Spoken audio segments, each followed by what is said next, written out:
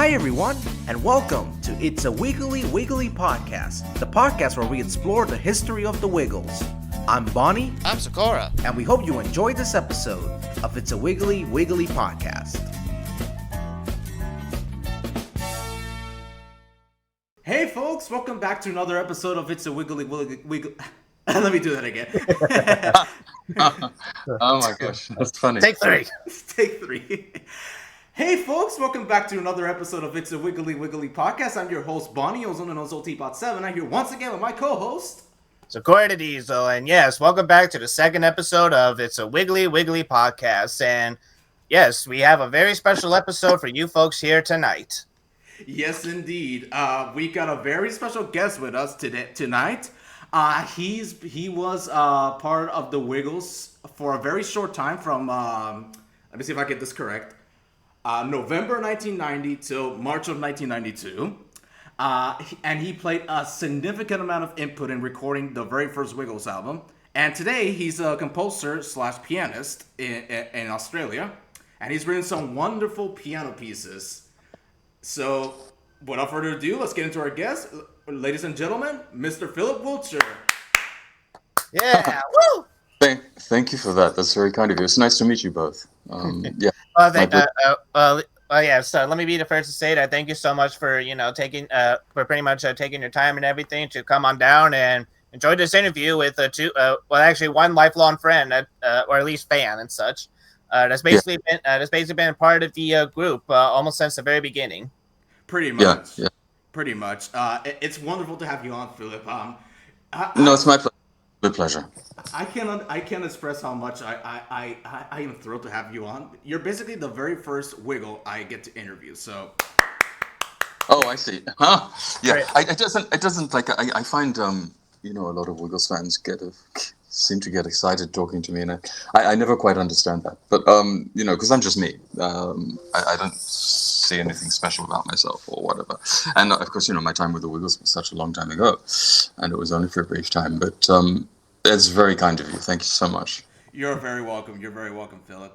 So I just wanted to get started at the very beginning. So I just want to start. Tell us a little bit about yourself and about your musical backgrounds. Oh, like from my childhood, do you mean? Yes. I suppose I started studying music formally when I was 8 years of age. I started having piano lessons. And sometime after that, I sort of developed an interest in writing music. And I remember, as I've said in some other podcasts, I remember laying on the floor in the lounge room, which is actually my music room now, and drawing up lines of manuscript paper for music that I hoped I would write one day, but I didn't know how to write music. So I had this feeling within me that I always probably wanted to be a composer. And it just went from there. And across the years, I had various teachers and several mentors who watched over me and guided me. And they did this all like just willingly through love and never asked for anything in return. And I was very blessed by that. And also then I suppose I took jobs playing piano in restaurants and for weddings and things like that, aside from studying serious classical music and doing my diplomas there. So yeah, that's basically how it all unfolded. And that saw me eventually go to the United States to play for the Liberace Foundation, which was a wonderful experience. And for the time I was doing that, I also had this part-time job at Macquarie University for the Institute of Early Childhood, which is where I first met Anthony Field and Murray Cook and Greg, of course. That was, I think, my first year of employment at the Institute of Early Childhood was 1988. I started there. In 1989, I think that was the date I mentioned to you earlier, where the Institute amalgamated with Macquarie University. But it wasn't until 1990 that I met Anthony, when he was there. Yeah. So that's basically a rough sort of outline of things. And today, I for the past 12 years, up until 18 months ago when my father passed away, for the past 12 years, I was a full-time carer for my dad. Sorry to hear Uh, that, Phil. Yeah. Sorry to hear that, Thank man. you, thank you, thank you. And a lot of my creativity, as my father became more frail and needed more help, I put a lot of it on hold. Um, and since then, since my father passed away, I do volunteer work at the local hospital, and I play piano to end-of-life patients in palliative care, to patients who have, in some cases only have a couple of days left to live. And I go there and I play soothing music to them, and it's a wonderfully rewarding experience, and it's the best thing I've ever done in my life. I think I've found my absolute niche. I think everything I've done in music, I think it's led me to this, and I'm immensely satisfied and rewarded by doing this. And I do it in memory of my father, of course, as well. But yeah, so that's where I'm at now, with my music. I don't so much write music now. I have no desire to, because I've written so much of it. Alrighty. Uh, Now, did you now was a musician like always like an idea that you wanted to do growing up, or was there ever part of you that was basically worried that like you might not make it and thought of a second plan just in case it didn't work out, or I think the feeling was there with me, like from childhood, that I wanted to express myself through some other means other than words, which is kind of strange because right now I'm using words more than anything to express myself.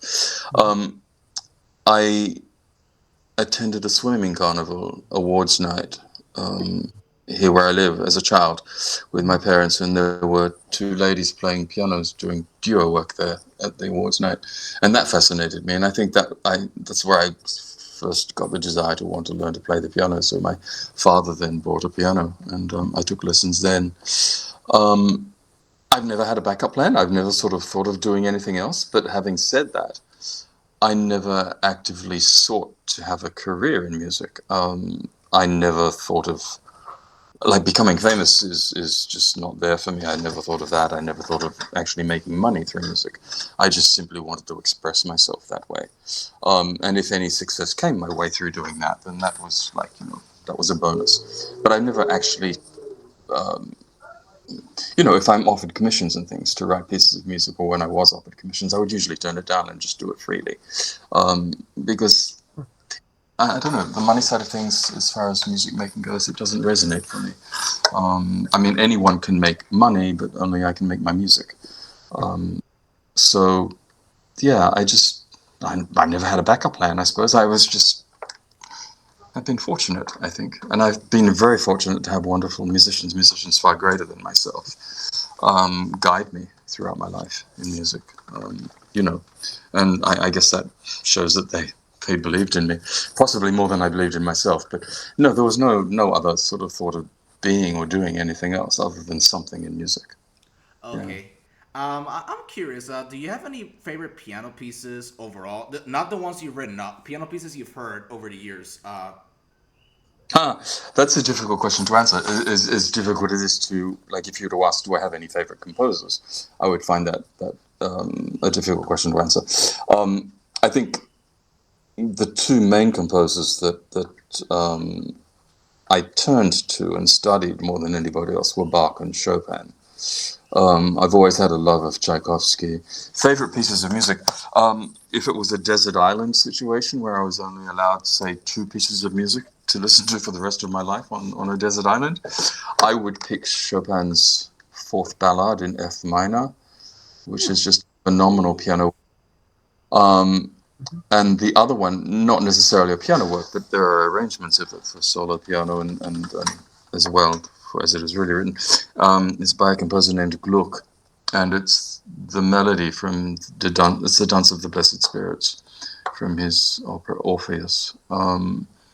Those two pieces probably resonate the most, but it depends on my mood, I suppose. There are lots of pieces of music that I love and adore. Um, you know, Least of all my own. I don't listen to my own, so I have a few favorites of my own, but I rarely consider that. But yeah, Chopin's F minor ballad has been the one piece of music that I've been having a love affair with all my life. Um, it's an extraordinary work. Mm. That that's awesome. If I could give you I have two favorite piano pieces actually. The first one is Mozart Piano Sonata number 16 in C major. Uh-huh. and the other one is Nocturne in E flat major, I think it was. By Chopin. Yeah, that one. Um, Okay, yeah, no, they're beautiful. I find it fascinating. I always equate Chopin, or I couple Chopin and Mozart together. I think I've always found it interesting that the two composers that have had the most biographies written on them are Chopin and Mozart, and I think they share the same beauty of sound. They operated within the same kind of energy source. I don't know how to put it. But they have the same energy about them. I mean, I think Chopin loved the voice anyway. Music for him was primarily a vocal conception, and he undoubtedly loved Mozart's operas. But yeah, same beauty of sound in their music. I've always felt that. Yeah. So you're on a good thing there if you've got Mozart and Chopin in your pocket. Thank you very much. I'm curious about this, Philip. You were around when the Beatles were around. Did you ever get a chance to see them on their Australian tour of 1964? Is that a subtle way of telling me I'm old? No, well, I no, mean, no, no. No. to be fair, I'm already overreaching my 30s pretty soon, so Yeah, yeah. join the club. Oh, are you? Okay. Pretty soon. Actually, it's kind of funny because by the time we're recording this, both mine and Barney's birthday is going to be coming up this week. Actually, mine's going to be tomorrow, and Barney's is going to be on Monday. Yep, pretty Oh, much.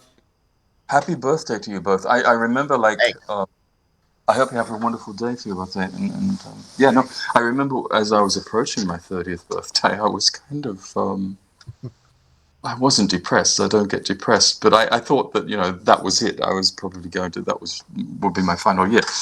And I remember I had a mentor in America, the American composer, he Pulitzer Prize winner, and his name was Ned Rorem. And I'd written him this sort of morbid letter saying, "Oh my gosh, I'm turning 30 soon. I don't know what to do," kind of thing.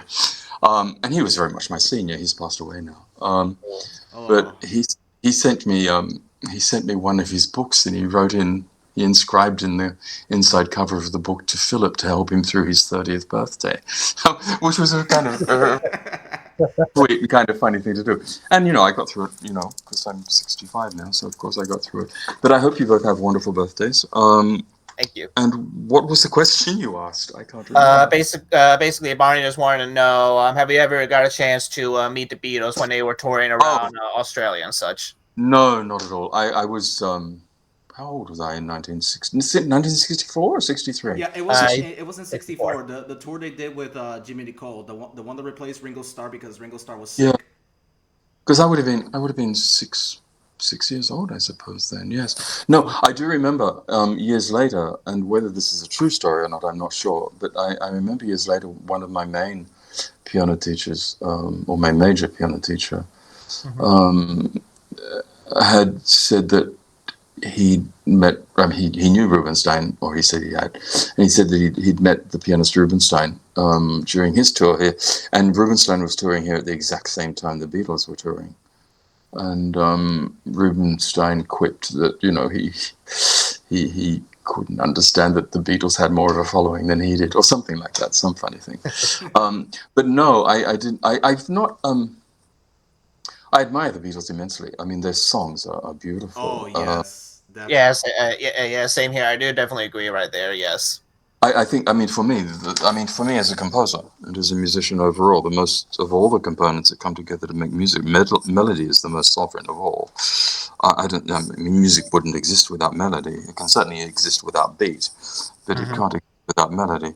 And when it comes to melody writing, the Beatles are amazing, and you can actually remove the beat from what they do, and the melody will just stand perfectly there by itself without anything else. They're beautiful melody writers, full on the hill and Norwegian Wood. Great They're songs. Great. extraordinary songs.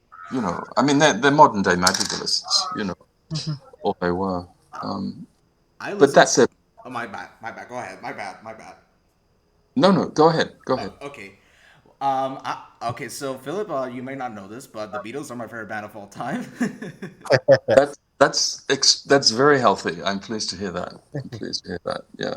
I was originally gonna dive into their solo careers after their time with the group, but I decided to start this podcast because apparently researching for the solo careers is very difficult because unlike their time as a group, them going as solo artists, it's very difficult to follow what one did, what the other did, I don't. I mean, I don't know that much about them really, to be honest. I mean, I don't follow anyone. I rarely follow anybody. Um, but I would imagine that none of them. Oh, this is going to come up the wrong way, I suppose. I don't mean it this way, but I don't think any of them would have sustained such a successful career as solo artists as they did as a group. Oh, Yeah, no, no, no, no, no, I totally get Yeah, it. yeah, you Mm. know, yeah, you're perfectly fine. No, which no. speaks which speaks to the dynamic when certain people come together to create. There's a rapport and a reciprocity going on between them that assures them of their success. It can be a unique thing, Mhm. if you know what I mean. Mm. Yeah, I definitely get Yeah, what you mean. yeah, we definitely do. We definitely do know. I mean, it's like the dynamics within families. Some families sort of, Yeah, pretty much. yeah, yes, yeah. Indeed. So I've heard you're a big fan of the Liberace, and you actually played for them at was it their foundation? I think it was. Yes, that's right. But I, as a child, I was before I'd gone into serious classical studies with the piano. Um, I looked on Liberace as like my superhero kind of thing, and I was 1971, so I would have been 13 years of age when he toured Australia, which was the Wow. first time he. It was the first time he toured here since the 1950s, and it was big news. He was such a legendary figure in his time, um, and my mother took me to hear him play live at the Capitol Theatre here in Sydney. I'd been a fan of his before he came here, and it was an amazing experience. You don't get the energy coming from him watching him on YouTube clips, for example, which is all we've got today. It was totally different in live performance. He was so dynamic and electric, and um, as way led on to way, I joined his international fan club as a child, and I stayed a member of his fan club up until the day he passed away. And after he had passed away, one of his neighbors in Las Vegas wrote me and asked would I sign a petition to help save his Las Vegas home as a museum. And we struck up a correspondence. Her name was Peggy, and we struck up a correspondence in the following year.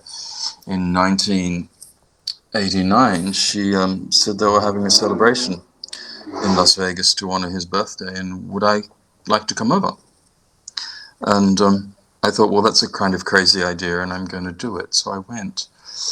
And as chance would have it, at the birthday luncheon in honor of him at the Desert Inn in Las Vegas, one of his proteges were to play piano there, and he couldn't show up. He wasn't terribly well that day. And Liberace's sister came up to me and she said, Philip, I hear you play the piano. Can you play something like my brother? And of course I could, because I'd learned some of his arrangements here in Australia. And I got up and played, and from there I was invited back in 1990, 1992, and 1994. And I played officially at the Liberace Museum in celebrations, in honor of him. And I think I was the first. I was the first non-American ever to do that. I don't know if that's a great claim to fame, but and from there I went to stay in his Palm Springs home. I would go from Las Vegas to Palm Springs, and I would stay in his home in Palm Springs. Of course, he wasn't there, but those days were the most memorable and the most cherished of my life. If I could have one time in my life where I could go back and just live it exactly as it was without change forever for the rest of my life, would be that time. I was never met with so much hospitality and unconditional love by anybody.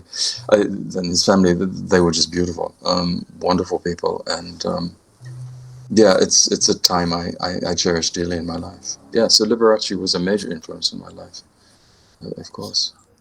That's awesome. I'm curious about that concert you went to.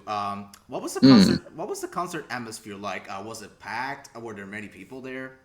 Oh, it was packed and it was electric because, like, he was, as I said earlier, he was a huge name and he hadn't toured here since the 1950s. And prior to his arrival here in Australia in 1971, for about a month, every day the press would have something on the front page about Liberace arriving. You know, there'd be a quiz about Liberace's life or something. And so it was heavily promoted, and he was given a reception like any world dignitary would get when he arrived here.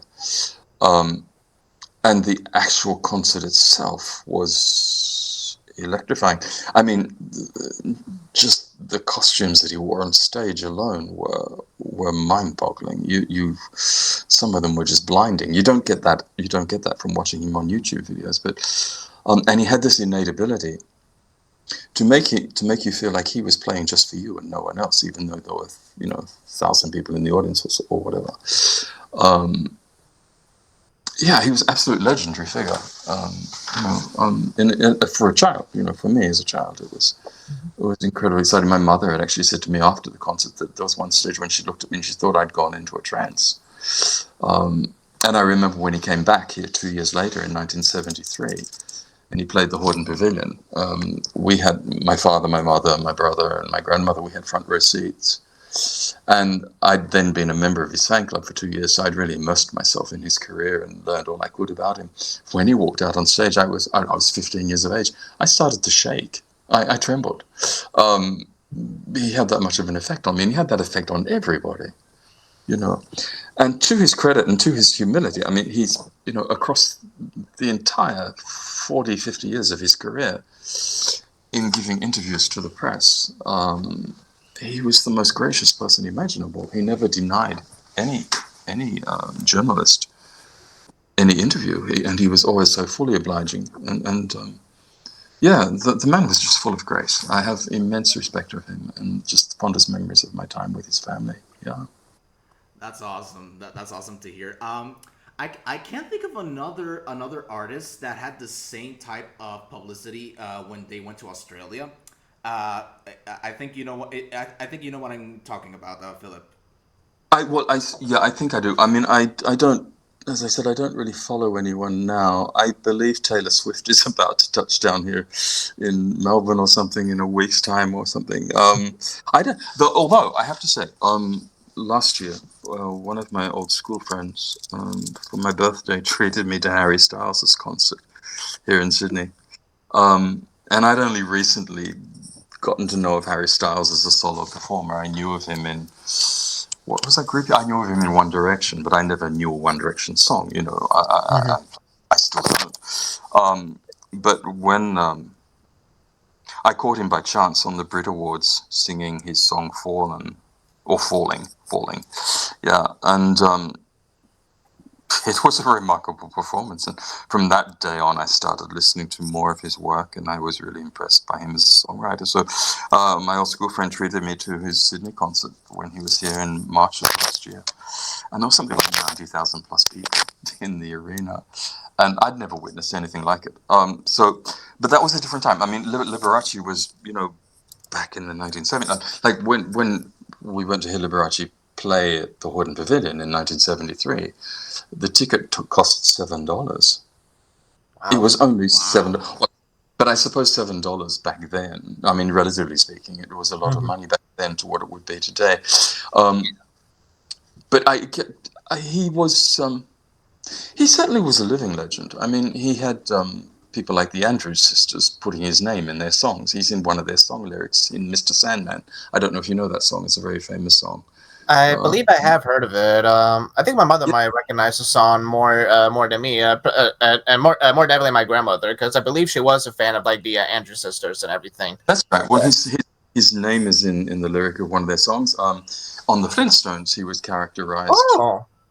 Yeah, and he was like in the old cartoon series of the Flintstones, and he was known as the 1960s version, right? Yeah, and his character was Liberace. Oh. And then Bugs Bunny did an impersonation of him as well. Wow! So he was quite a living legend in his own time. You know, I don't know if there are many people that can actually, you know, say that they've been characterized by Bugs Bunny in the Flintstones. And he was in the original Batman series back in the The 90s. one with Adam West, or That's right. That's right. And he played a twin. Had a twin, and he was an evil twin. And it's very cheesy kind of a performance. But yeah, no, he's very much so a legend. I don't know how he measures up as a legendary status compared to those we consider legends today. But you know, there are so many performers out there now, aren't there, doing you know, drawing in crowds by hundreds of thousands of people. It's you know. I can think of a lot of performers. I don't know if you know about Kiss, the band Kiss, the guys that wear Oh makeup. yeah. Yes. My next door neighbor, when he was a little boy, was a diehard Kiss fan, and yes, I do. Gene Simmons. yes. He's a very. I think Gene Simmons is a very talented man. I know he gets a lot of crap from people, but I think he's a very talented bass Mm, player. mm, And you're a Kiss fan then, yes? Yes, I am a diehard Kiss fan, and actually, one time Kiss was my favorite band of all time. Yeah, that's controversial to say. Oh, why? Why is it controversial? It's because okay, when I was in college, I'm currently in my final year of college. This was during my second year. I was What are you studying? what was that? What are you studying? Sound engineering. Oh, nice. Yes. Currently in my final year before I move on to another college to take on cinematography. Oh, okay. Yeah, and basically, the guys I study with, my classmates, they're all nice guys. Except for one, but I'm not gonna get into it that much.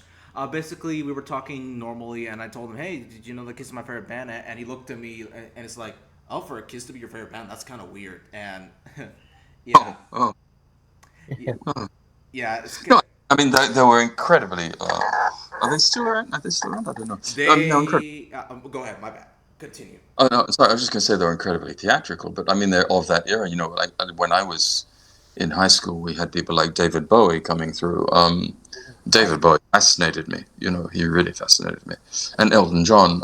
You know, but I think too that maybe perhaps a lot of the glam rock era, and even today, like people like Lady Gaga, uh, had Liberace not done what he'd done to begin with his costumes. I think he was a bit of a trailblazer as far as showmanship goes. You know, most definitely. Um, I'm not sure that. I'm not sure you would have had Elton John doing what he did had it not been for Liberace. There was a definite influence there as far as costumes go, you know, showmanship. Oh, Um, definitely. yeah, and of course, you know, probably could say the same about Kiss. You know, I don't know. And Alice Cooper. You Oh know. yes, yes. Mm. Do you have a favorite singer? Singer? Just like yeah, favorite singer overall and such. Sorry. Do you basically have a favorite singer overall and everything? Oh, do I have a favorite singer? Okay. I take it we're talking like rock pop music, yes? Overall. Actually, Oh, just basically any genre of music, in okay. general and such. Well, there would be different singers for different genres. The and I came to him much too late in life. He died after I discovered him, or you know, got to know of him. Jeff Buckley. Um, I love Jeff Buckley's work, and his album Race is it's just a wonderful thing. Um, and I think for me, like Jeff Buckley is like a yardstick. I will measure everybody else against his ability. Of course, I mentioned Harry Styles, who I admire immensely. And there is an English singer-songwriter who is just magic. His name is Tom Odell. And if you haven't heard of him, then after the interview here, perhaps access him at YouTube and listen to his most recent song is called Black Friday, which is just poetry. It's just absolutely beautiful. And there are other songs of his, Can't Pretend and a beautiful song called Sense.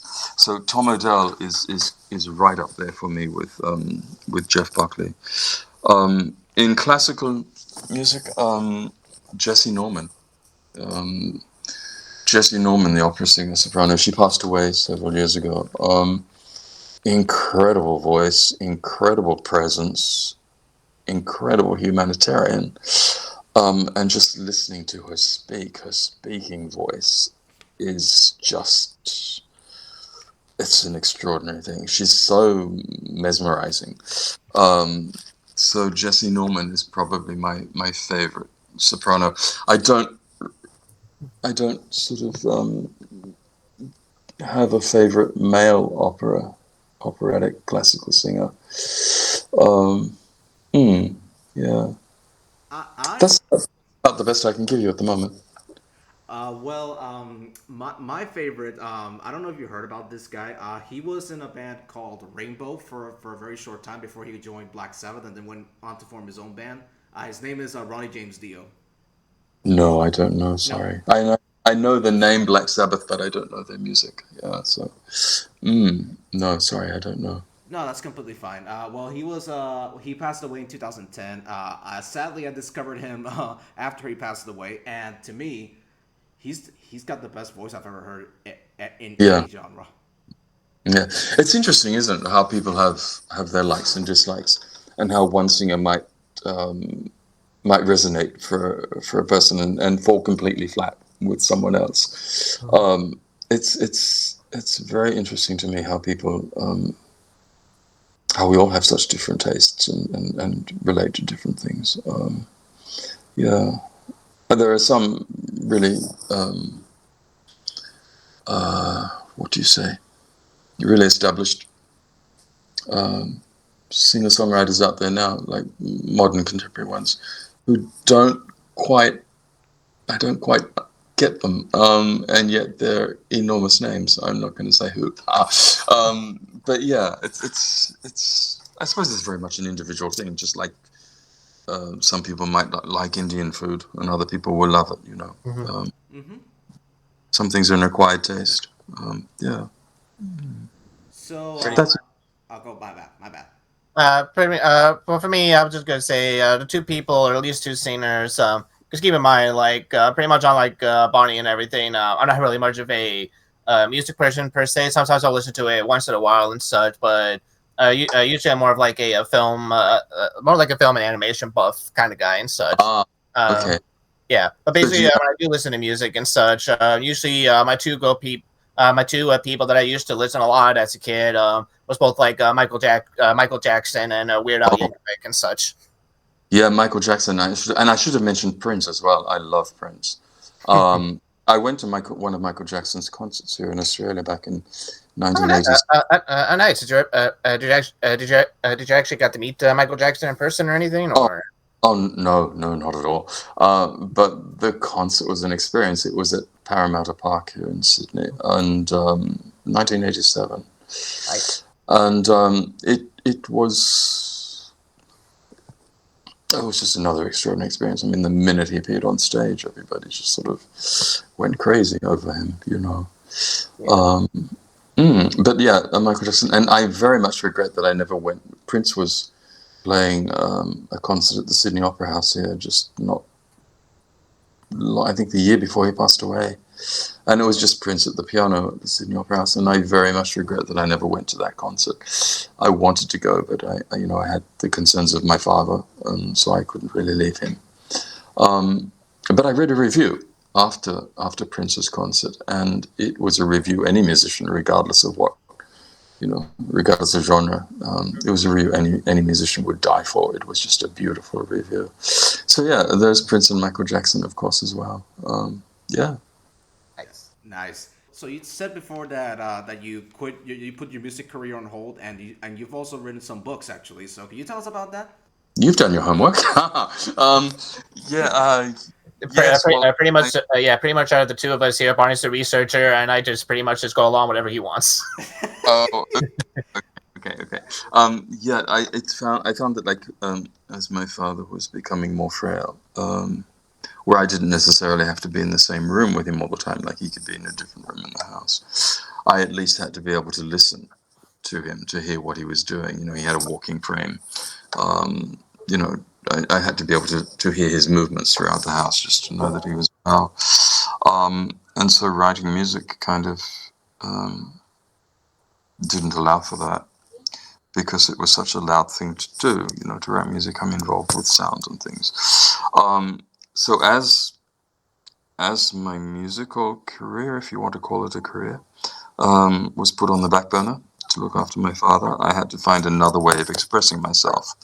If anything, to preserve my identity, because the one thing that if you're a full-time carer for someone, you run the risk of losing your identity to them, and you really need that central thing. You have to be in tune with yourself to be in tune with someone else, especially if you're caring for them. So I had to find another way of creating. So I'd always sort of liked words, and words are inextricably linked to music anyway, because words have a texture and a rhythm. So I started to, I wrote my first tiny book I wrote was a book called Dialogues, and it was kind of a philosophical thing where I would have a conversation between humility and envy, or between love and fear, sort of thing. So I wrote these dialogues, and then I decided to write a book called Divinity, which was a conversation between myself and music. And I wanted to learn from that, or what I wanted to do was find out what music itself had taught me about life and how best to live it. And the end result of that was I came away realizing that music had been my greatest teacher of all. So that's how I got into writing. And then when I joined Facebook, I used to put like little random thoughts daily. Like I just put a random thought and I'd say something which was, apparently wise or something, I don't know, but other people seem to think so. And then one of my Facebook friends said, you should put all these things into a book. And then I started doing that. So that's how the books came about. And I love words. When I use words as a means of expression, I treat them in the exact same way I treat music. If I write a sentence, I'm thinking melodically about it. Yeah. So that's helped sustain me in caring for my father. I would wake up every morning very early before my father would wake up, and I would write 7 thoughts for that day, and I would do that religiously every day.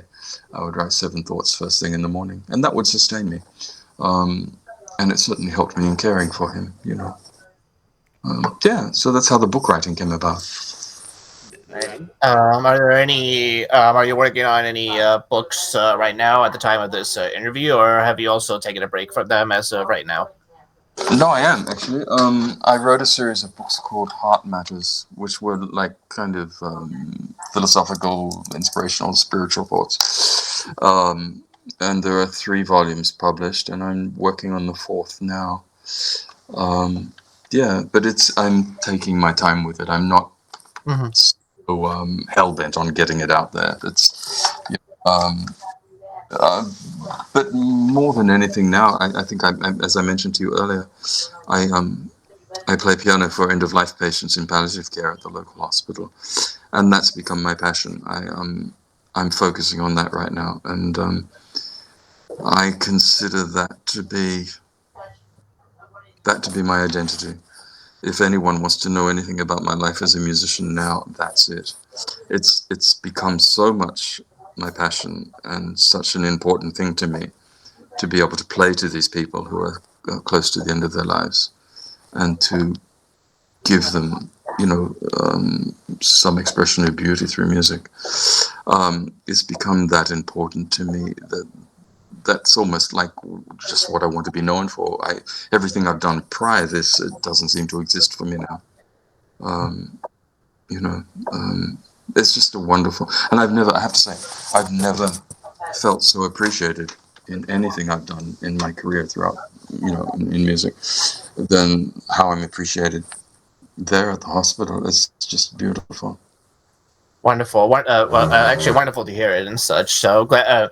So at the very least, I'm very glad that you definitely found something and everything that definitely makes you happy and such. Because pretty much a lot of people wish they could say the same thing with some of their careers and such. I have. Well, I mean, I've never not been happy. And I have to say that all my dreams have come true. Good. Uh, there's never been. I have no regrets. There's nothing that I would necessarily change about my life if I could live it again. Um, and I'm immeasurably satisfied by my own work and my own creativity. So I've never, I've always. Happy is a funny word for me. I've always been content. Um, and I've certainly always been content with my lot in life. So yeah, and I would wish for everybody that their dreams have come true the way mine have, because I don't even know if I've got another dream now that I would wish to come true. It's been incredibly satisfying to live my life the way I've lived it, and I feel very blessed by it, and I feel very blessed by the people that have been a part of my life as well. Nice, nice. So, Tim, do you have any other questions before we move on to the Wiggle segment? Off the top of my head, I don't have any other questions, at least in terms of this section of the interview right now. Okay, so without further ado, let's move on to the second part, which is the Wiggles. The Wiggles. So Philip, Philip, could you tell us before you met Anthony, what were you doing before you got the job at us at the Institute of Early Childhood? Before I took the job at the Institute of Early Childhood, which was only a part-time job, it was only 17 hours a week. I was working for the ABC. Oh, Right. Oh, nice. So, what was it like working at the studio? I wasn't working at the studio. I was working in the classical music department of the ABC, and it it was a fun job. Because you were working with like minds. Mhm. Some temperamental minds, and I got to meet some fascinating. I got to meet really legendary figures in classical music. Like I mentioned to you earlier, the singer Jessie Norman. Um, I didn't actually meet her, but I was. This will sound odd. I didn't actually meet her, but I was standing in the foyer at the ABC when she was in the foyer at the ABC, just an arm's length away from me, and it was like just to look at her and think, "Oh my God, that's Jessie Norman," And I remember the famous Russian pianist Vladimir Ashkenazy. I was walking down a flight of stairs at the ABC from my office down to one of the practice rooms, and he was walking up, and he passed me on the stairs, and I didn't register with me at first, and then I just sort of turned around and thought, "Oh my God, that's Ashkenazy," and actually met him and got a signature from him. So that was a wonderful experience. And prior my working for the ABC, I actually, which actually this is interesting because with the job I'm doing now, volunteer work at the local hospital, my job prior to the ABC was playing piano music at a medical center for patients while they were waiting to see doctors. So I seem to have come full circle in that sense. But yeah, I worked for a very flamboyant doctor here in Sydney whose name was Jeffrey Edelston. And he had these very lavish medical centers with gold mirrored walls and grand pianos and things like that. And I was his pianist for 4 years before I went to the ABC. And my first job out of school, I was assistant editor of a music publishing house, the Classical Educational Division. I was assistant editor of their publications. And I also met major figures rock figures in rock music here as well, because there was a recording studio there. So yeah, that basically were my main jobs leading up to meeting Anthony. interesting, interesting. Before we move on to the point where you meet Anthony, I just want to clear up some confusion. Um, Mm. the Institute of Early Childhood was not part of Macquarie University at the time when Philip joined in. When did you join the Institute of Early Childhood? Um, yeah, I first started working there in 1988. Okay. Um, the Institute of Early Childhood then was part of the Sydney College of Advanced Education. And the campus for the Institute of Early Childhood was a house, an old house. And it was a beautiful house. It had a library in it and everything like that, and there was an auditorium there. And it had been extended. And it was in a street called Henrietta Street in Waverley. And it was a magical atmosphere there. It And then in 1989, the end of 1989, end of December. It amalgamated Sydney College of Advanced Education and the Institute of Early Childhood amalgamated with Macquarie University. Didn't move campus, though, until sometime after. I know that Murray and Anthony had graduated in 1990, and Macquarie, the Institute of Early Childhood, had not relocated to the Macquarie University campus at that stage.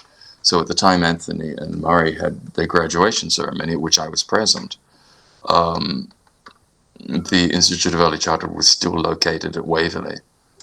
Yeah. Okay, so Greg still studied at Waverly before they made the move to Macquarie. Yes, Greg would have gone to Macquarie as a student because where Anthony and Murray graduated in 1990. Pretty sure they did. Certainly close to it. See, they were third year students when the Wiggles happened, and Greg was a first year student. Yeah, so they were 2 years apart in their studies. Yeah. All right. So moving on. In 1989, 1989 was it that you met Anthony? If I'm correct. That's right. Yes. Could you tell us about how that day was when you first met him? um, yes, I can. I had this is going back to why I actually took the job at Macquarie or was offered it. There was a music lecturer there. She was a wonderfully inspired teacher, and she taught Anthony and Murray and Greg everything they know about early childhood music. And her name was Rosemary Harle, Harle, and she was a wonderfully inspired teacher. She'd studied at the Kadai Institute in Hungary, and she had some serious health concerns. And the job that I took was primarily created to assist her. I was brought in just to help uphold the teaching program, especially when she was not terribly well, So I took the job as her assistant. Mm-hmm. And one particular day, or for a week or so, she had been off ill. So I had to give all of her students their work every day that they had to do. And this particular day, her third year class, of which Anthony was a member, were in the music room. And the music room was a very casual affair. A lot of the lessons, the students sat on the floor, usually in a semicircle sort of thing. There were like cushions, large cushions and things. It wasn't like a formal lecture room or anything. I had to go in and give Rosemary's third year class their work to do for that lesson. And there were large doors to the music room. And I sort of flung the doors open, and all of a sudden, everybody went from laughing and giggling to a dead sort of hushed silence. Like that sort of thing if you're in party mode and all of a sudden someone's serious. Yeah. Pretty much the college students are like getting ready for the party, and then as soon as dad comes, that's it. And everything, they're just like, oh god. Well, I was the dad. No, what happened was I opened the door, and all of a sudden, the noise stopped, and there was just little giggles, and Anthony was sitting in the middle of all the students, and you could tell that I could tell that he'd been the prankster. He had that sort of mischievous look on him, and he kind of looked at me and smiled like he'd been caught out. Anyway, I gave the students their worksheets, and as I was leaving, I turned around, and I had no idea. I really didn't. I turned around and I said to Anthony, "You look like the lead singer of the Cockroaches." Oh. Without actually knowing that he was Paul Field's brother. I just said it. You look like the lead singer of the Cockroaches, and because everybody laughed because he had, And then what happened after that? I had no real connection with him, and I remember leaving the Institute of Early Childhood one day to go home, and it was like mid-afternoon. It wasn't a full day for me, and I was walking to the railway station, which was at Bondi Junction, not far from Waverley. And I saw Anthony on the other side of the road, and he saw me, and he sort of made his way over to me. And that was the first time we actually talked since the class shenanigan kind of thing. And I mentioned about me not realizing that he was Paul Field's brother, and there wasn't. I don't really remember much of what was said between us. But after that, he seemed to search me out, and he would always come to my office early of a morning before classes started to play music with me. And I would hear around about 7 o'clock or 7:30 in the morning, I would hear a tin whistle, and that would be him. He'd be walking down the street towards the campus, playing a tin whistle, and it was a bit like the Pied Piper. And I'd always know that was Anthony coming, and he'd be coming up to see me to play Irish folk tunes or something like that. And we'd spend maybe half an hour or something before classes started, just sort of playing music in the music room. And so he more or less sought me out, and that's how we got to know one another. Now, obviously, you might have. Now, obviously, you knew a little bit of the cockroaches, but pretty much how much did you know about them before, you met Anthony and everything? Hardly anything at all, really. I mean, I knew a couple of their songs. I must have known them anyway to recognize that, sort of say to Anthony that he looked like Paul Field. And I got to know them, a little bit after that. I got to know the family rather well. Yes, but I met Paul a couple of times. And John Field, I met several times. I rather like John Field. I like talking to him about music. He at the time I mentioned to you earlier that my first job out of school was working for the music publishing house and record company J. Albert and Son. And I was as I said, I was the assistant editor in the classical education department. But my office at Albert's, which was a huge office, it had a Steinway grand piano in it and Chippendale chairs and a drinking bar and all sorts of things. If you walked out the back door of my office, you'd land yourself in the recording studio. And it was the recording studio where bands like AC/DC recorded. So I got to meet a lot of rock people from that time. And I don't know if you know the famous songwriting duo Vanda and Young. Harry Vanda and George Young. I got to know them terribly well because they would sometimes even use the Steinway piano in my room to write their songs. Vanda and Young were an iconic songwriting team here in Australia. And I remember talking to John Field, and he always, every now and then, without fail, he would always say to me, "I can't believe you knew Vanda and Young," So I think he was impressed by the fact that I'd had that sort of a pedigree behind me. But I like talking to John Field about music, and I think he's a very remarkable songwriter. I think I can identify his songs as soon as I hear them. If someone sends me a Wiggles track or whatever, I invariably know if it's a song written by John Field, because he has his own voice as a songwriter. Yeah. I can definitely also identify John Field's song. I think he's a talented songwriter as well. I was even, not that you can see me, but I was even invited to be in a film clip for a cockroach song, which was terribly embarrassing because I can't dance. I have no sense of. I mean, for a classical musician, our sense of rhythm is different. Like in rock music, the beat is on 2 and 4, but in classical music, we're trained 1 and 3. So it's a bit of a square peg in a round hole. And the Cockroaches recorded a song called Hope back, 30 years ago or whatever. And I was actually part of the film clip, but you can't see me. I think you might see the shadow of my arm moving or something like that. And Greg Page was there as well as Murray Cook. They were part of it as well. And the song is on YouTube actually. But I remember during the filming, because I can't dance and I'm so, it's really, they actually stopped filming the clip, and I think it was John Field who actually said to me, "Archie, what song are you dancing to?" Because I was so completely out of rhythm with it all. But you can't, as I said, you can't actually see me in the film clip, thank heavens. But yeah, I was there. So yeah, so I got to know the Cockroaches fairly well. That's nice. That's nice. I'll have to take a look at that song because I know very little about the Cockroaches. Before when I was a little kid, I knew about them because they mentioned them in certain documentaries. But when you're a kid, you basically don't pay attention that much to what's being said. Pretty much, you don't pay attention to the important details and everything. You just basically want to see the Wiggles. Yeah, I mean, before I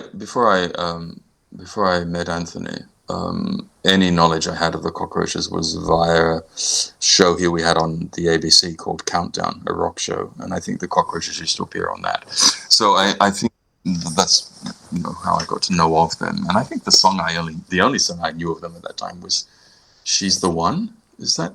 Yes. Yeah. She's Yes. the one. Yeah. I think that's probably the only song I knew by them at that stage. So yeah. I do have a favorite Cockroaches song, but I'll save that for a special segment we're gonna save in the interview, which we're gonna do a little bit later.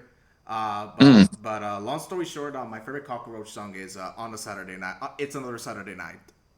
Oh, that's Dorothy the dinosaur. Yep. Yeah. Yeah. I do remember having actually, and I think it might have been in an Italian restaurant called Bill and Tony's. I remember one night being out to dinner with Anthony and his brother John, and John was talking to me about the Beach Boys, and how he Good one. how he loved the Beach Boys, and he mentioned a song. It's a beautiful song. I think the song is called "Winds of Change," and the lyric is "Winds of change around my doors. It's the year I've been waiting for." And I may be wrong in saying this, but I think perhaps that song might be a bit of an influence on him. He certainly, when he talked to me about it, he certainly expressed immense admiration for it, and rightly so, because it's a beautiful song.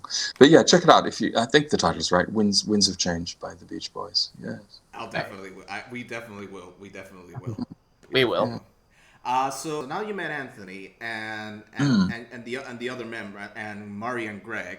By November 1990, your contract with the Institute of Early Childhood was expiring, and it was around that.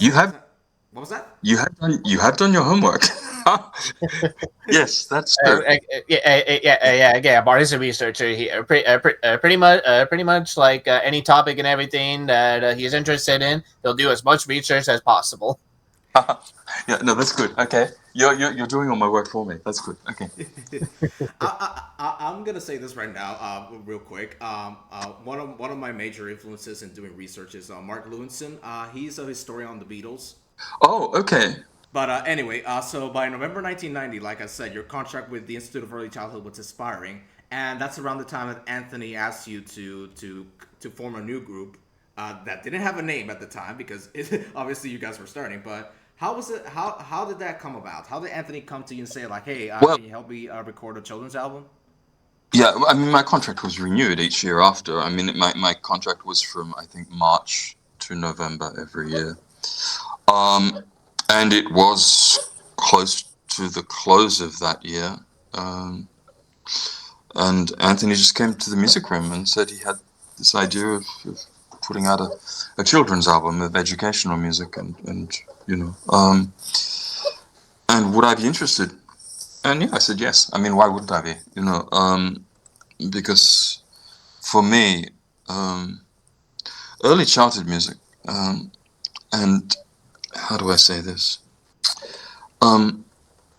It's been said in some press releases I've seen or whatever, or that I had no real interest in early childhood, which was why I left the Wiggles. That's not correct.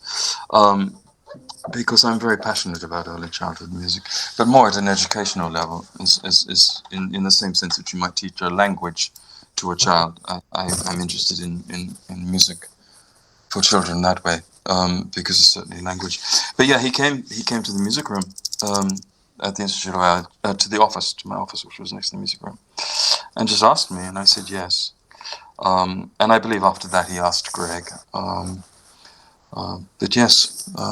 And I just said yes, and the majority of the material that was recorded on the debut album came from Rosemary Hall's teaching resources. I mentioned to her that Rosemary taught the Wiggles, or Anthony, Greg, and Jeff Anthony, Greg, and Murray everything they knew about early childhood music, which is true. She really did. Um, Most of the Debo album is what she taught them. It's those are songs that came out of her teaching file, her teaching resource. So yeah. Nice. Tim, you wanna say something? Um, no, I'm good over here. Pretty much, I pretty much got the idea of like how the Wiggles came to be about with Anthony and all that. Was Mari the last member to join, by the way, Philip? Um, I suppose he must have been the last one. I suppose. I mean, I don't know if I know that Anthony asked Greg after he asked me. I only know that because he said after he asked me that he was going to ask Greg. So I guess he must have asked Murray after that. There was Jeff, of course. Jeff was the last one to come in, but he only came in to the recording of that debut album very close to the end of it. He had very little to do with it. But yeah, I suppose Murray would have been after Greg. All right. So you guys get together and you decide to record the album, but a lot of people don't know this. But you actually tried to record the album twice, and the two attempts failed. Can you tell us about those attempts? Yeah, the first time we tried to record it was here in my home, in the music room, the same room I'm sitting in now. And I guess, I mean, because I had the grand piano, and we needed a piano to record everything that I'd written for and arranged for the debut album. So there was Anthony, Mari, and Greg here in my music room, and I think Greg had brought his small Casio keyboard for me to play as well, because that had simulated sounds on it, which we needed. So I had the Casio keyboard propped up here on the grand piano. I think Murray brought the recording equipment. And yeah, I guess we tried our best, but it didn't work out here. So the next port of call was the auditorium at the Institute of Early Childhood, which was a large auditorium. And again, it had a grand piano, so we needed the piano for me to play. And that was more promising. But again, it didn't quite work out. It didn't produce the quality that we needed for a demo tape, I suppose you call it. And then from there we went to Tracking Station, which was a professional, recording studio. It is now a tertiary institution for people who want to study sound engineering. And it was a very large studio. It had a grand piano as well. So you've got the theme of the grand piano threading through this whole thing, because obviously I needed the piano to play. But when we got to Tracking Station, and it was a beautiful grand piano, large studio, and this sound engineer there, his name was Steve Pomfret. You'll see his name on the back of the debut album. He was an extraordinarily gifted sound engineer, and I worked with him afterwards on a project of my own. But it was found that when we were trying to record anything with the piano, the microphones were so sensitive that they'd pick up the sound of the felts, leaving the strings, and you get the swooshing sound. So at the 11th hour, in a moment of panic, Steve phoned someone he knew who had worked with this Australian singer named Johnny Farnham, and the keyboard player, and he got his keyboard in for me to play. And it was a magnificent instrument. It had simulated sounds on it and everything. It had weighted keys, Steinway reproduction sound, and it was beautiful. So we used that instead of the grand piano. So yeah, so that was three different attempts at recording it, and because the third attempt at Tracking Station proved to be the best. And you probably know this. The actual demo tape, which we recorded there at Tracking Station, is what was released as the debut album by the ABC, without any alteration at all. So yeah, that's basically the history of the recording of it. Yes. I'll be honest, the sound engineering work on that album is phenomenal, even to this day. Like, it sounds clean. Like, it sounds very clean for a demo tape, to tell you the truth. Agreed. Yeah. Totally agree right here. Steve rightly should have been credited producer of the album, because his input was just And as I said, I worked with him afterwards. And I'd not played a keyboard like that before. I'd only ever played pianos. So it was a new experience for me, but I enjoyed it so much and I could do so much with it that a couple of years later, I contacted Steve, and I was working on a project of my own, and he got that same keyboard for me to use, and he was my sound engineer for what I was doing. And it was just a memorable experience working with him. He was so thoroughly professional and inspiring too. Like, he would throw his ideas at you and say, "What about this?" And magical fellow. I actually recently touched base with him for the first time in 30 years through LinkedIn, and we had a little bit of a chat. And yeah, no, good fellow, very good fellow, and he had a remarkable singing voice as well. Because sometime after the Dayboy album, Anthony wanted to record an album with me as a solo pianist and some friends, including Greg, and he wanted to call the album Archie's album, which was kind of strange, but that album was recorded, and Greg is singing on it. It's never been released, it never will be, but Greg is singing on it, and Steve sings on it as well, because we did a duet from Andrew Lloyd Webber's Aspects of Love for this particular album. And Steve Pomfret sings it as a duet with Greg Page. Wow. And it's quite wonderful. But yeah, that's beside the point. But Steve was a magical fellow to work with. He really was. Nice. Were there ever any songs or pieces that were planned to be on the debut album, but for whatever reason they got cut or just didn't make it to the album and such that you could think of? Or Oh yes. I mean, I can't. Yes, of course, but I can't readily bring any to mind. I think Three Little Kittens. I think we wanted to do Three Little Kittens. They lost their mittens, but no, that never happened. But yeah, there would have been others for sure, most definitely. But yeah. I know that, like, on a later pressing of the Dayboy album, the song "Vinny Vinny" was taken off. yes, yes. Actually, later on in the interview, when we go from track by track, yes, I actually do want to ask a little bit about the Vinny Vinny. I guess you could say controversy and such, but yeah. We're doing track by track. Oh my gosh. Oh. It's a little fun idea I had. If you're okay with it, of course. Yeah, I'm fine. I just don't know if my memory will hold up with it all. But anyway. Well, to be fair, if there's any parts on like in the track where like you don't remember too much on like the production history behind it and such, that's fine and such. Like, yeah. All right. Okay.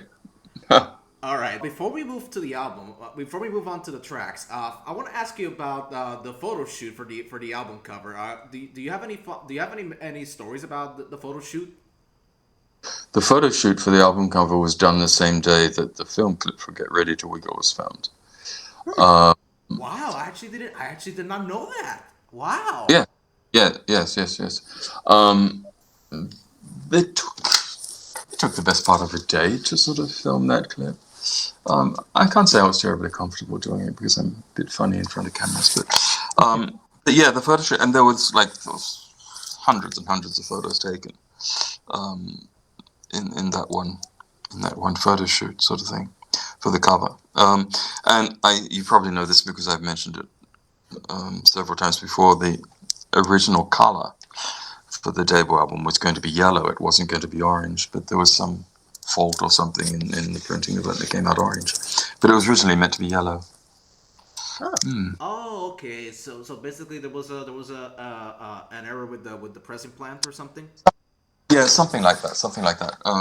I know that we'd all expected it to be yellow, and it came out orange. So, I like yellow. I do too. I do too. Yeah. Used for me, I'm more of a blue color guy myself. Oh, okay. All right. Okay.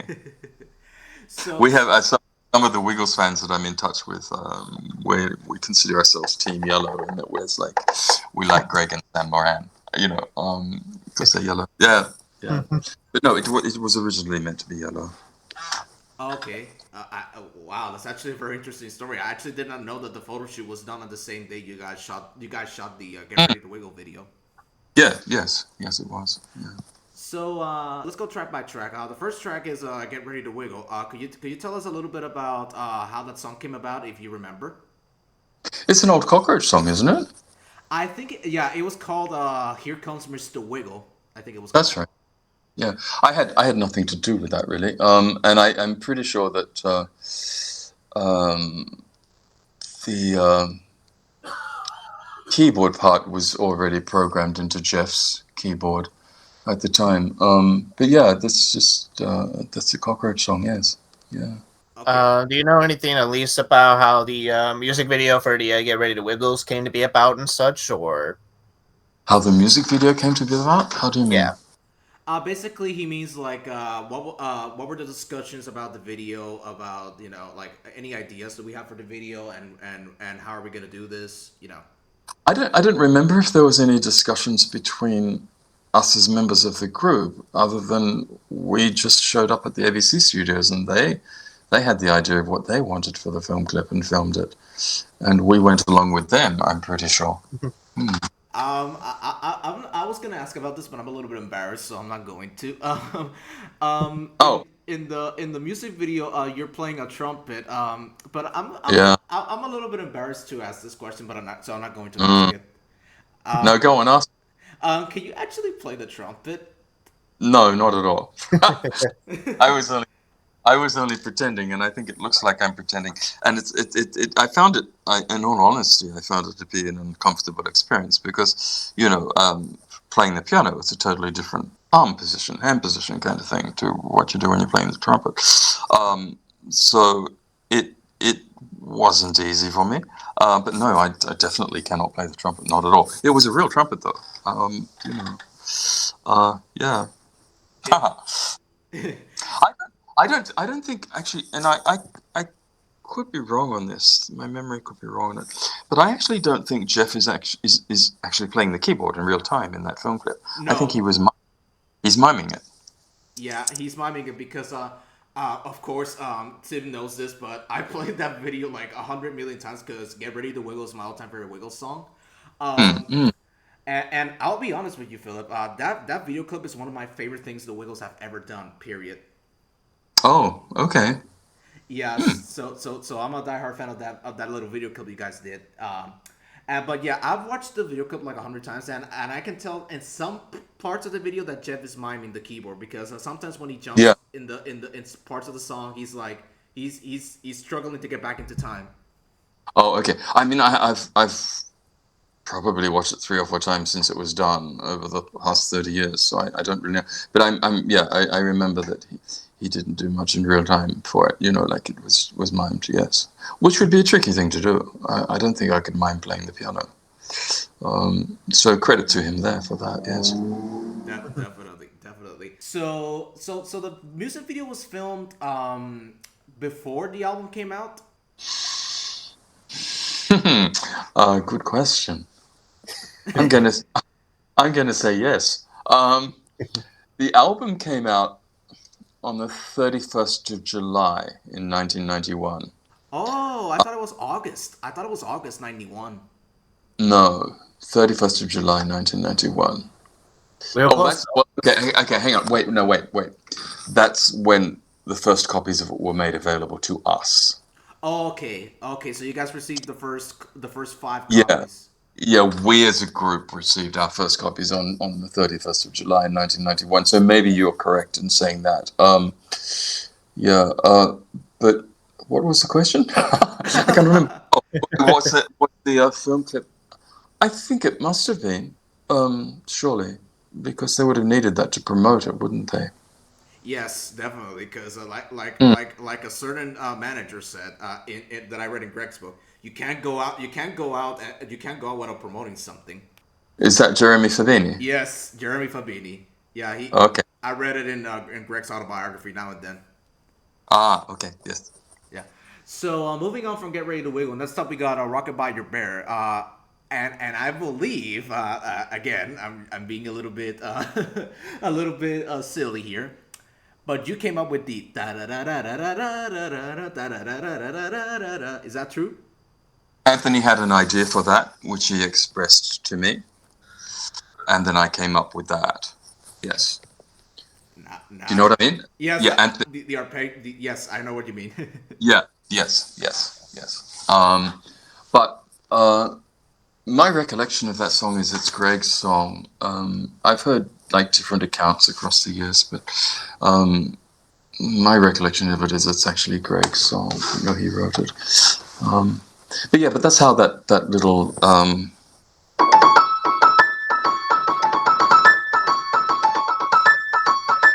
that that yeah. Oh, the arpeggio. So Yeah, yes. Anthony had the idea of that, which he sort of conveyed to me, and I came up with that, kind of thing. And then I played that, um, at the beginning of each verse or whatever throughout the song. Yeah. okay. Yeah, Greg was the one that wrote it. Anthony wrote the "Hands in the Air, Rocket by Your Bare Birds Now Sleep." Those lines. But Greg was the one that mostly wrote it. Yeah, I don't recollect that at all. I just recollect it as being Greg's song. I remember it as being Greg's song. I remember the day he came into the studio with it. I'm pretty sure he brought it in to the recording studio the morning after he wrote it. Yeah, I could be wrong on that though. Yeah. So Tim, do you want to say something about "Rocket by Your Bear"? Pretty much. I don't have too many questions on Rockabye Bear. But for the next one, it's for the next one we got with the Dory the dinosaur and everything. Pretty much from your recollection, how did the concept for Dorothy? Pretty much how did the concept for Dorothy came to be about and everything? The character, by the way, he's referring to the character, not the. Oh, okay. My recollection, and I remember being at Murray Cook's small. He had a small apartment with his wife Meg back in those days, and this is my recollection, and it must. I couldn't imagine something like this. He had a crockery biscuit. What do you call it? A biscuit barrel? Like that you put biscuits in, cookies in, like a cookie jar, kind of thing. And it was a dinosaur, and I seem to remember it being mauve and green, like pale purple, pale green colored. I could be wrong on that, but I think my recollection is he got the idea of creating the character of Dorothy around that. And it must be because I couldn't imagine anything like that. I don't think. But that's my recollection of it. Yeah, Dorothy originally was a cookie jar in Murray's apartment. Yes, and he just wrote the words to the Cockroach song, "Another Saturday Night." Which we previously mentioned earlier in the interview. That's right. Yeah. So moving on from Dorothy, there's another story about Dorothy the dinosaur we're going to talk about later after the track by track.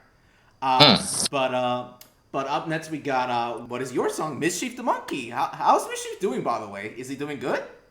Oh, he's doing fine. I keep telling people that he's been writing his memoirs for the past 30 years, but he can't get past page one. He's doing fine. Yes. I don't know if you know. Do you know Jake Deffenbaugh? Yes, I do know who he is. Yeah, fantastic kid. I love Jake. And Jake and I have been friends for some time, and Jake has Bean. Do you know Bean? His puppet Bean, and Carlo, and Bean and Carlo are friends of Mischief, so we're always sort of sending messages to one another. But yeah, no, Mischief's doing fine. He doesn't seem to age at all. He's he's still a little monkey. Yeah. He's a good fellow. Now the song you wrote for or the poem I should say for the debut album. Was that one of the last songs that was written? Because I don't. This just might be me, but I heard somewhere that was one of the last songs. That was written for the album. Is that true? Yeah, we were. I was with Murray, Greg, and Anthony in the music room at the Institute of Early Childhood, and we were going through the track listing for things that we'd already were going to record or had recorded or whatever. And Anthony just said to me, Archie. He always called me Archie as a nickname for Liberace. And Anthony just said, we need another song sort of thing, or a poem or whatever. So I just I wrote Mischief the Monkey very quickly. It happened incredibly quickly. But the idea behind Mischief the Monkey, I don't know if you know what Eurythmics are, not the group, but do you know what Eurythmics are in music? Not really, actually. I think you're gonna have to explain that a little bit. Okay, there was a Swiss composer educator back, decades ago, named Jacques Dalcroze, and Rosemary Hall's actual teaching resources and everything was centered around the work of Jacques Dalcroze, and he created eurythmics, which engages the body in rhythmic music and everything.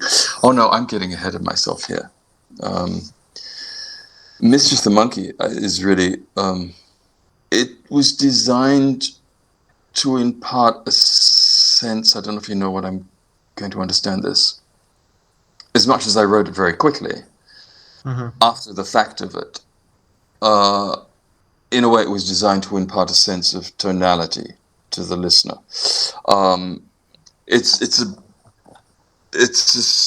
developmentally appropriate thing in that it's a solfege song,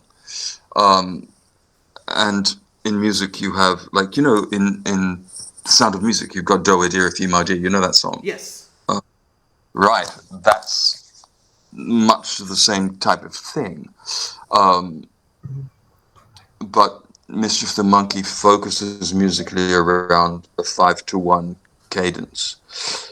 So for the child, at a musical level, at a sensory level, at a developmentally appropriate level, I like to think that Mischief the Monkey promotes a feeling of completeness, because a 5-to-1 progression in music, as a cadence, for example, has a feeling of completeness about it. But it was a developmentally appropriate thing. It's an educational thing. But yeah, it happened very quickly.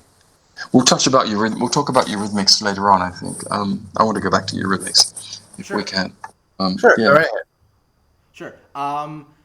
So to get this straight out, is Mischief the Monkey a song or a poem? Because I'm usually confused. It's what? Yeah, that's your 5-to-1. 5. Oh, okay. That's the whole thing. That's the whole thing Mischief is based on. So is it a poem or is it a song? A song is actually sung speech. So I would say it's a poem. So it's a poem with musical accompaniment, I guess. It also incorporates an awareness of rhythm, for how the words are spoken against that sort of thing. Yeah. Okay. Gosh, that's a long time ago. I'm amazed I even remembered that. But there you go. Yeah. So that's how Mischief the Monkey came about. And I believe this is covered in Greg's book. It's a long time since I read Greg's book, or parts of it. I believe Mischief was their first mascot in concerts. Yes, that is correct. I read that Mischief was their very first mascot, and all they did was Jeff will put on a monkey mask, and there's Mischief right there. I know that we had that intent. Like I met with Anthony one weekend at Sydney University, which was different to Macquarie, of course, to design a film clip for Mischief the Monkey, with the thought that Mischief would be the first mascot. But I didn't know until I read Greg's book that Mischief actually was their first mascot in concerts. I had no idea about that. So yeah, that's kind of cool. That's really cool. Was Jeff the one that did the voice in the album? Yes. Oh, okay. Yes. He did the monkey. He did the monkey voice. Okay. It's Anthony reciting the poem. Oh, okay. I actually thought it was you for a long time. I actually thought it was you.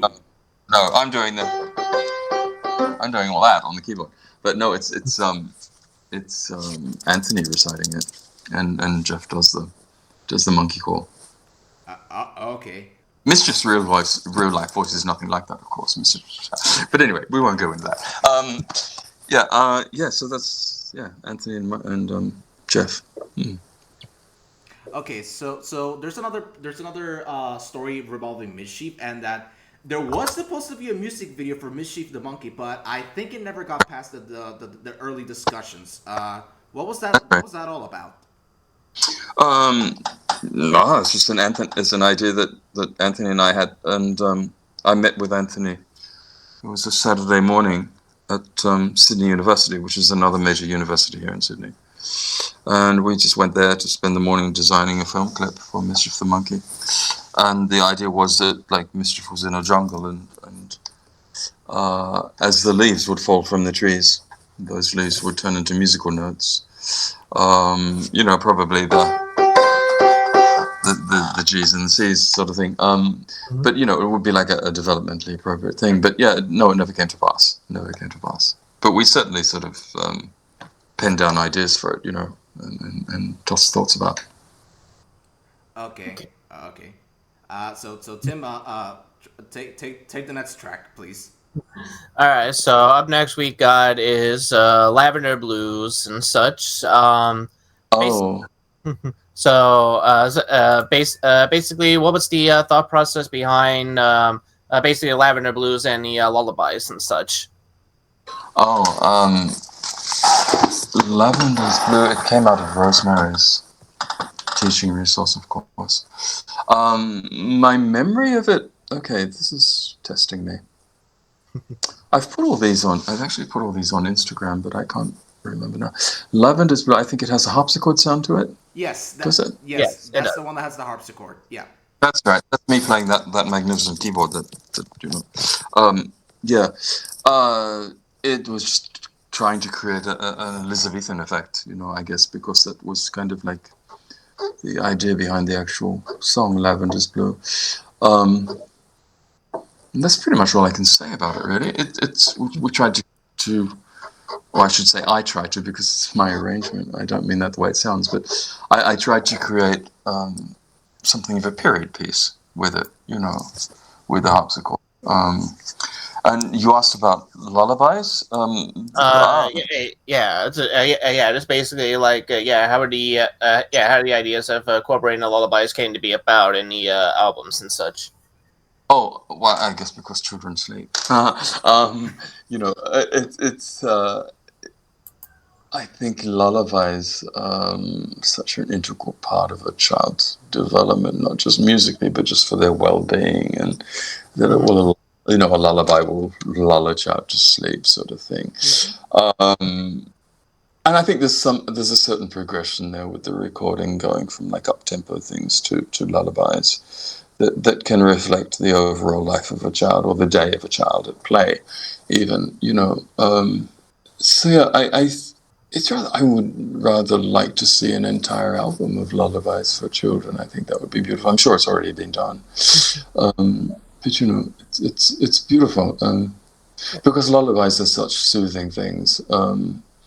They're not quite so, what do you say, intrusive on a child's psyche or development, sort of thing. But yeah, it's. I mean, I don't think you could have a children's album without a lullaby on it, or any sort of. Sam Moran has done a wonderful album called All the Fields, which covers so many different emotions that not only children experience, but that we all experience in our day-to-day living, and it's a wonderful album. So yeah, lullabies, why not? They're beautiful. And I think the three of us can agree on this. Greg did a spectacular job singing Lavender's Blue. Oh yeah. God. Yes. No arguments here. Like, he really did a phenomenal job with that. Yeah, he has that magical quality in his voice that, like, you can always hear a smile in his voice, whether you can see him or not. He's smiling when he sings. It's a ray of sunshine, really. It's lovely. Indeed. All right, so the next track is actually a song that goes all the way back to when you were 14 years old. It's called Archie's Theme, but it's a piece called Summer Dance. Can you tell us about Summer Dance? That's right. It actually was known as Umbrella Dance for a while as well. This is where we can talk about Eurythmics, I think, because sure. I think in the past people have asked me, why does Archie's Theme appear twice on the debut album? That has to do with Eurythmics. But I wrote it at 14 years of age. What you hear there is only a portion of it. You can actually hear Summer Dance on YouTube, played by a very gifted pianist named Elpis Leosaros, and she plays the entire thing all the way through, so you'll hear summer dance as it was when I originally wrote it. Yeah, I was 14 when I wrote it, and it was a companion piece to another piano piece I wrote at 14 called Winter Reverie. And then later, I played for a ballet school, and summer dance was used as for a children's ballet, and it was called Umbrella Dance, because the ballet involved children dancing with umbrellas, really colourful umbrellas, which was really good. And then, of course, I don't know why I don't know why Anthony wanted to call it Archie's theme. I know my nickname was Archie because of my association to Liberace, but I'm not sure why he wanted to call it Archie's theme. But there it is. It's there as Archie's theme. And do you want me to talk to you a little bit about why it appears twice on? Yes, please. Sure, go right ahead. Yeah. Okay. Well, it's within a bracket of three. Well, it's the bracket of three there is, if I remember correctly, Archie's theme. And then Montezuma, the halls of Montezuma, and then it goes back to Archie's thing. Mm-hmm. So essentially, it's the focus there. I mentioned earlier the Swiss composer Dalcroze, who worked with Eurythmics to promote, how do you say, sort of an awakening in children. Eurythmics essentially engages body in rhythmic movements to music. It's a listening activity, so that with that bracket of three pieces, Archie's theme, Halls of Montezuma, and Archie's theme, in an early childhood setting, a teacher would have their children skip, perhaps, to Archie's theme, because it has a skipping rhythm to it, and then they go straight from skipping into a march, and then from the march back into skipping. So when you're thinking of body movement to music, and particularly Dalcroze, there's more to it than beat.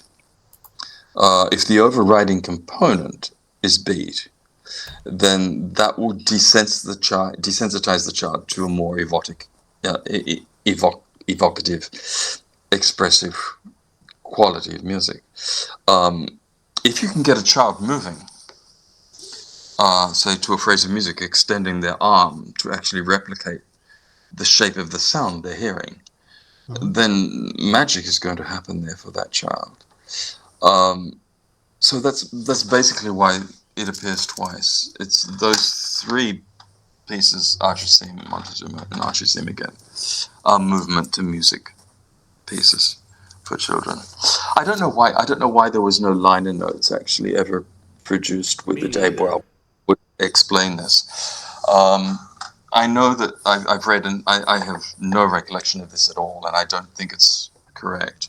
I've read in some articles where it was said that a 40-page thesis was presented to the ABC with the Debo album, with the demo tape for the Debo album. I'm not aware of that at all, and I would think that if there was, then some liner notes would have been drawn from it. But because there's so much on the Debo album, even to embrace multiculturalism, that some people might not be aware of just listening to it. So it's a shame in that sense that there were no liner notes for it, because I think much of the educational value behind the Debo album slips by the wayside because there's no recounting of why it was done. This whole interview at the moment is appropriate to that. So yeah, I don't know why. That document you were referring to, that like you just mentioned, you were not aware of. Was that the document talking about the educational value of like every song? Like for example, let's say Spot the Dalmatian, the reason why the song was created and all that stuff. I'm not aware of that document actually. Okay. The thing that and the other thing that I question about that, it may have just been a part of their publicity, I don't know.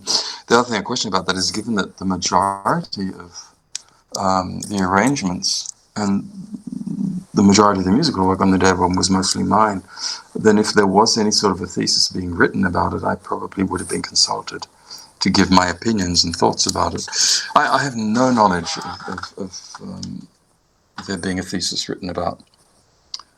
And the other thing too, which I found interesting, is that in some probably the fault of journalists. I would think in some articles I've read where it's been said that the debut album was part of an assignment that was given to Greg, Murray, and Anthony at university. It wasn't at all. It wasn't at all. And it couldn't have been, because if it were part of an assignment, I would not have been permitted to have contributed to it, because I was a member of staff. And the other thing is that Greg was a first-year student, and Murray and Anthony were third-year students. So there's no way that an assignment that could have been an assignment for them, So I don't know how that came to be a given in some press releases that I've read, but it certainly wasn't part of an assignment. Wow. Okay. So wow. It Okay. was just an idea Anthony had, that he wanted to create a children's album, which is what we did. But like I said, I mean, had it been an official assignment for them, there is no way I would have been permitted to contribute to it, because I was a member of staff. I wasn't a student. That's true. That's Mm. true. Mm.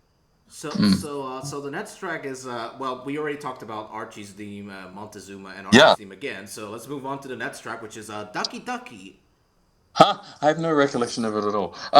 What's it about? Is it a Alright, poem? I'll recite the poem. I know the poem by Okay. memory. I know the poem by memory.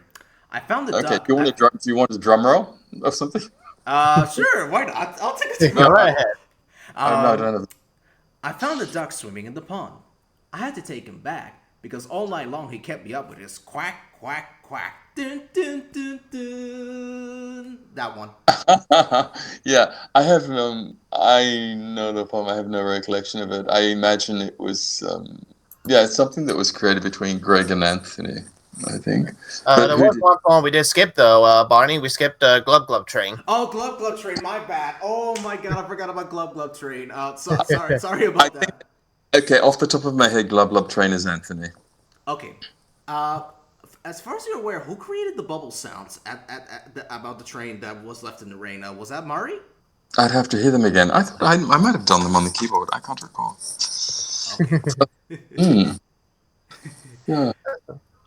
Thank you for that, Tim. If I ever, I almost forgot about Glove Glove Train. Thank you so much. That's okay. Yeah, that's okay. I mean, to be fair, like most of these poems, I think if we remember right, I think Barney did mention in the first episode that Phillip, you only wrote like one of these poems. I believe it was Stars. Are we correct on this? Yes. Basically, how did that poem came to be about and such? Do you remember like what was the idea behind it, or at least how you wrote it and everything? Anthony wrote half of it, I think. No, I don't really. It's just a matter of doing it, I tend to be able, like with Mischief the Monkey, for example, I tend to be able to just come up with something on the spot. There's nothing. Stars light up the nighttime sky. Oh, how I wish I can fly. It's just one of those things that. It's pretty much just one of those things where it's just kind of like, well, I'm coming up with something on the spot, and this is what I. There was no great. There was no great like moment of hair pulling, and oh my god, what do I say about stars? I mean, to be fair, you're a musician. You're not a scientist or astronomer or anything like that. Yeah, so. we could go there if you want, but I think stars light up the nighttime sky, don't they? That's me reciting it, isn't it? Yes. Pretty much, yeah. I was just like, pretty much, I just said like, stars light up the nighttime sky, or how I wish I could fly. Yeah, I think, and then I do the. Yeah. Yes. That's right. Yes, I do the little arpeggio thing. The glissando. I think too that I pitched my voice a little bit higher than what it is, or I don't know. Yes. Yeah. All right. What's next? Next, this one's actually one of my favorites. So one I just listened. A Froggy he would go. And actually, this was something that I just looked up. But apparently, this was based on like a popular folklore song. If I heard, take a guess or something. Yeah, again, it came out of Rosemary's teaching resources. The Froggy would go. Yeah. It's a great thing. I loved working on that. I loved playing it. The piano part, it was fantastic. I think I sing a verse on it too. Yes. can I sing it if you want? I'll sing it for you. Okay. Yeah. Premises Mouse, will you give us some cheer? Oh, Premises Mouse, will you give us some cheer? For Froggy and I, we love Ginger Bear. That's it. you actually sound like me. That's a little bit spooky. Yeah, no, I think it was the first time that any of them realized I had a voice. I remember like when I did that, Anthony sort of just his jaw dropped, thinking, "My God, where did that come from?" But no, I loved doing that. And there was another song I sang on as well Froggy. I'll Spot the Dalmatian. Yes. Yeah, Philip, you might not know this, but I would say, as a hobby, I love to do voices. So, Oh, okay. so, So is that how you came to sort of do me so well? yeah, pretty much. Sorry if I spooked you. It wasn't my intention. I was just trying to Ah, give an example. so do you like do you do voice impersonations of famous people and things like that? Yes, I do it for Oh, fun. okay. I do it for fun, basically. I don't do it as like a job or something. I only do it for Yeah. fun, just to make my friends and my family laugh. So who do you do? What type of Sure, people do you? I can share with you some people. Let me think of one. I could do Paul McCartney. Let me give you an example. What's the matter, fellas? Blue meanies. That's very good. That's very good. I'm gonna do John Lennon another one, and then I'll do one more. John Lennon. Hey Ringo, just had the strangest dream. That's wonderful. That's really fantastic. And the last one I can think of. This voice I'm the most proud of. This one is the voice I'm the most proud of. Hi, boys and girls. Barney the dinosaur. Oh, I'm scared. Barney scares me. I've said it in another podcast. Barney's kind of a scary looking dinosaur for me. He looks like he's got like impacted wisdom teeth or something, you know. Um, Barney scares me. Mm. I mean, to be fair, maybe that's why you don't see his teeth all that much in the mouth every day. He probably had to get like surgery or something. Yeah, yeah. No, that's very, your impersonations are good. They're very good. Thank you very much. Moving on from the voice acting, I think up next was Star Lullaby. Was it? Yeah, Star Lullaby. Actually, before Star Lullaby is Marinara Lullaby. Marinara Yeah. Lullaby. Yeah. Oh, a lullaby. Yeah, that again that came out of Rosemary's teaching resource. It's a song that she taught Anthony and Murray. I assume she would have taught Greg as well. Yeah, yes. Yeah, at the very end of the song, this is something I've always been curious about. At the very end of the song, when it's fading out, there's this little. What's that all about? Was that on the keyboard? No, it's a didgeridoo. Oh, okay. Mm. I actually did not know that actually because I was like, what is that sound at the very end? Yeah, Anthony played the didgeridoo. And I think he also played it for Desert Dreaming, if I'm not mistaken, right? That's right. Yes. Okay. Yes. Okay. All right. So we got Marin, which one more thing about Marinara Lullaby. Again, Greg sang it amazingly. Oh yeah. Yes, of course. Yeah. I don't think there's anything on the debut album he didn't sing beautifully.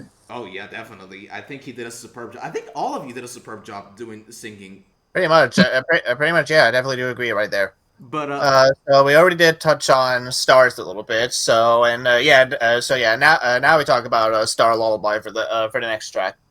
Oh, okay. Star Lullaby. Actually, this again, it would have been good if we had liner notes for this, because Star Lullaby has a bit of a history to it. Again, it came out of Rosemary's teaching resources. She taught that to Anthony and Greg and Murray.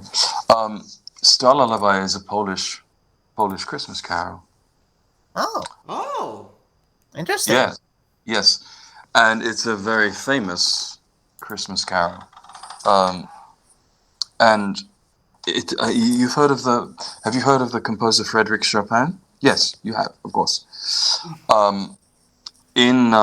Chopin wrote 4 scherzos for the piano, large concert works for the piano. And the very first scherzo, which is in B minor, the middle section, the slow section of that scherzo, is based on the Star Lullaby on the Polish Christmas Carol. So there's that connection there to Star Lullaby. It has quite a history to it. And again, as I said, it's rather sad that there were no liner notes done for the debut album. So that's a bit about Star Lullaby. At the moment I can't recall my arrangement. I can't recall what I did. I remember it very well, and honestly, I'll be honest with you, it was fantastic. Oh, wait a minute. Now I know. Yeah, I did the simulated sounds on violin and cello and something. Yes, yes, that's yeah, right. yeah. And am I playing? Is it a harpsichord sound I'm playing? Yeah, it starts with a harpsichord, and the strings come on, I think, at about the minute mark. That's right. That's right. I remember too, which is going off. What do you say? Off tangent or something? I don't know. That's fine. I remember too being at the Field family home, like Anthony Field's parents' house. I don't know if it was perhaps for a Christmas gathering or something, but I remember playing Star Lullaby there. Yeah. Anyway, that was just a recollection. Anyway, that's by and by. But yeah, so Star Lullaby is a very very beautiful thing. Yeah. Yeah, definitely. I think Star Lullaby is incredible, and the way it was arranged on the debut album. Wow, like I would possibly do it differently now. I mean, I listened to it several months ago because I put posts on Instagram about the debut album, about my arrangements for a lot of it, and I might do it differently now. I might not have the violin line, so I might do something a little bit more still. What key was it on the original album? If you can recall. You're kidding. I have no idea. I can't remember. I don't. Yeah. Just asking because I'm not very good at identifying what key each song is playing on. So Yeah. No, I can't remember. I'm sorry. no, it's Yeah. okay. Don't worry about it. Don't worry about it. Don't worry about it. All right. So moving on from Star Lullaby, we got one of my favorite songs from the album, which I believe is an Inuit song called Akitakiyanga. Oh, yeah. It's Is it a Norwegian folk song? I think it was a Norwegian song. I heard it was an Eskimo song for a long time. Eskimo song. Yeah, Eskimo. I was going to say. And it's about fishing, isn't it? Yes. Yes. Yeah. So it has the actions when if a child is, or if you're singing it to a child, or if a child's singing it, then they do the actions of someone fishing. Yeah. It's a great song. Actually, it's a fantastic thing. Yeah. A top 5 song for sure. Wouldn't you agree, Tim? Definitely do agree. Very catchy as well too. Like, honestly, you guys have definitely done a good job of making each song like memorable, catchy, and pretty much just easy to remember and such as well. It has a buoyancy to it, which I think is in keeping with what the song is about. But yeah, it's fun. Actually, in a way, I mean, just now, just talking about that, thought came into my head that in a way, it's not that far removed from Mischief the Monkey, in a way. Perhaps the buoyancy or something, or the sound. But I mean, yeah. Anyway, that's just a random thought I had. Yeah, no, Oki Toki Yanga, good stuff. Great song. Yeah, it's a great song. And honestly, if they play that song live today, I will go crazy. Oh, really? Yeah. Yeah, because it's one of my favorite songs from the debut album, and I don't think they played that song live since I believe 1992. So basically, almost more than 30 years now. Yeah, probably. I don't know, but again, it came from Rosemary's teaching resources. Is one that she taught them. So, yeah. No, I love it actually. I love it a lot. All right, so the next one is another I think it's a New Zealand folk song. Oepo Tuki Tuki. Is it a New Zealand folk song? Could be. I'm not going to commit myself to that. All I know is again it came out of Rosemary's teaching resources. All of these things are from Rosemary. Rosemary Howell. No, I'm not sure. I don't know. It sounds like it did. Yeah. So I think the arrangement you guys did for Oepo Tuki Tuki, I think it's one of the best arrangements you've done on the album, honestly. Right now, at this particular point in time, I've got no recollection of it. I can't remember it at all. No. No, you can't remember? No, I can't. It's going back 30 years, my gosh. No, I can't. I can't remember. Ah, okay, that's good. Don't worry about it. It's completely Oh, fine. okay. Hang on. Is it got Glockenspiel? Block and uh, Like the same instrument that's used for Mischief the Monkey? no, it goes Oepo Itai Tai. Oh, okay. No, sorry. Yeah. Oh, sorry. I'm going back to Oki Toki Younger. Sorry. Yeah. Hey. No. Oepo Itata. Yeah. No. That's just. No, I don't have a recollection of the arrangement at all. No, that okay. Don't worry about it. That's completely fine. Don't worry about it. All right. So Tim, take the next one, which is Vinny Vinny.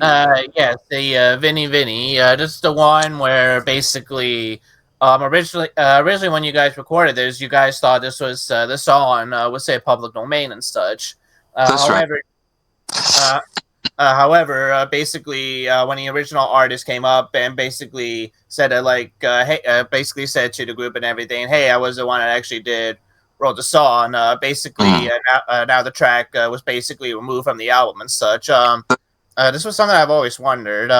Was this something deliberately done, or basically was this an idea that was this the idea that the group decided to do just to be on the safe side, or did the original artist basically requested or demanded that they remove the song or something?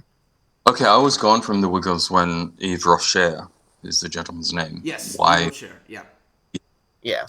Laid claim to it. Again, it was taught to them by Rosemary Howell. So Vinny was a part of Rosemary's teaching resources. I know I've said it 100 times, but everything on the day. That's okay. No, it's okay. Don't worry about it. Yes. And it was thought at that time that it was in the public domain. So when we recorded it for the debut album, it was all done in innocence. We had no idea that we thought that it was permissible to use. We had no idea. I didn't know anything about Yves Rocher laying claim to it. As I said, I'd left the Wiggles. I'd gone from the Wiggles by then. I don't even know if I left. But anyway, I'd gone. I wasn't an active member of them. It was. Do you know what year it was removed from the album? Do you know that at all? I don't know. Yes.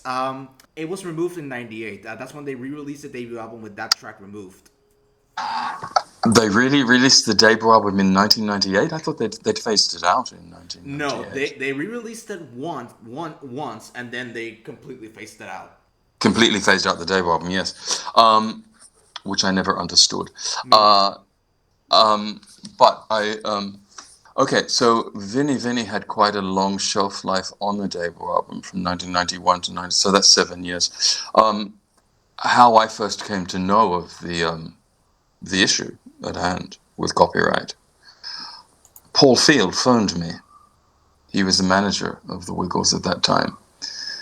I was a little bit surprised, actually, that he even phoned me, to be honest. But he phoned me to ask me if I could make a statement in support of the Wiggles, to say that we recorded it for the debut album under the impression that it was in the public domain. We weren't aware that we were breaking any copyright laws or anything like that, that we were quite innocent in recording it. And I made that statement. I gave him that statement to use. And I don't know why they didn't just leave it. I think Yves Rocher was paid out. I don't know how much money he made from it, like what his royalties were.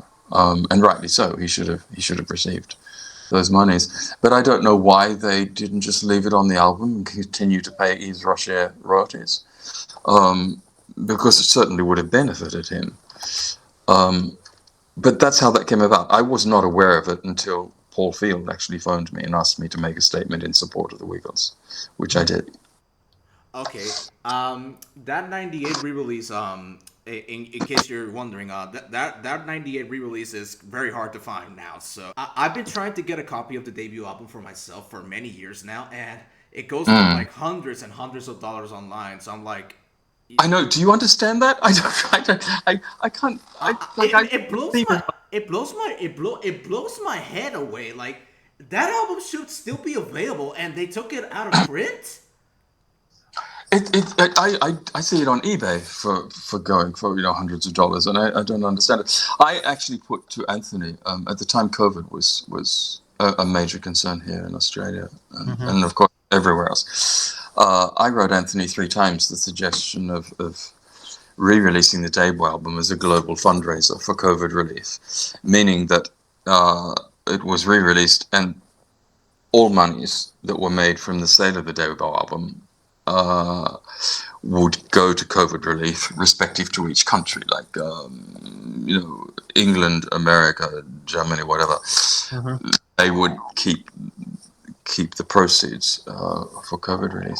But he never replied to me. I wrote him 3 times, and I know that Wiggles fans also sent him copies of my letters because I put the letters up on Facebook as well as reaching out to him in Twitter. And I think it would have been a great idea. I think that I think to have the debut album re-released specifically as a fundraiser for COVID relief worldwide. I think it would have generated something, but he never got back to me about it.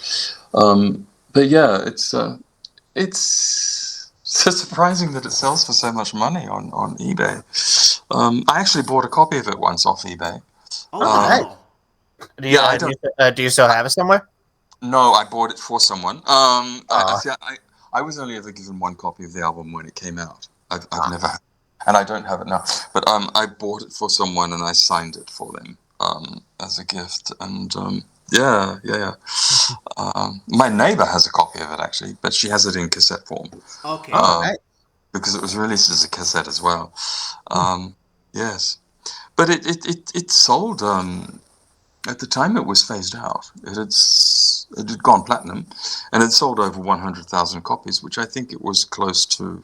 Of course, platinum it went gold, so that was 35,000 copies, and then it went platinum, which was 70,000 copies, and at the time it was phased out, it had sold 100,000 copies.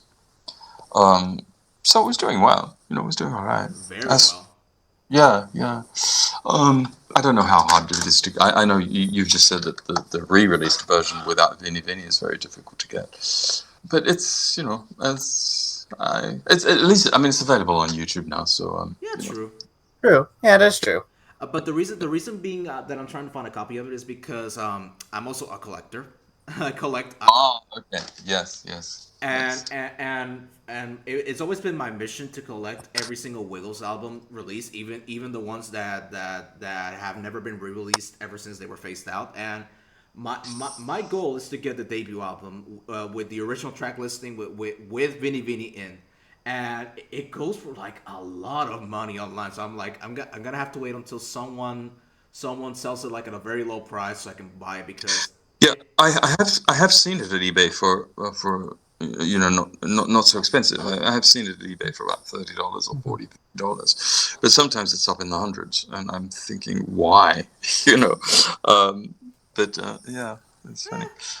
Yeah. But anyway, moving on from Vinny Vinny, now we move on to Spot the Dalmatian. Oh yes. I actually did the entire arrangement of that, and I performed most of it on the debut album, but I don't think I'm credited with any of it on the actual album itself. I think the actual album itself credits Anthony and John Field, but the entire arrangement and the performance of it is me. I thought John Field helped with the opening actually. No, what happened? Okay, the vocal line, like the melody line, was thought up by John Field. And that vocal line was sung to me here in my home by Anthony. And from what Anthony sung to me, I notated that vocal line in manuscript. And then I did the entire arrangement. So the arrangement, which is in fact all mine, I then played that in its entirety and recorded it for the album, for the debut album. So yeah, the original. I mean, Anthony just sung to me the melody that John had thought up, and he sung that to me here in my home. And I remember after we recorded it, and John Field had nothing to do with the recording of it as such, and he hadn't even heard my arrangement of it. He hadn't heard what I'd done to it until it had been recorded. And I remember being with Anthony and John at the home. John was living in Maruba at that time. He lived in a house at Maruba with his older brother Patrick. And I remember being with him, and the first time John listened to my arrangement of it and what I'd done, what I'd created around his vocal line, he just looked at me and laughed and said, "Archie, what were you on?"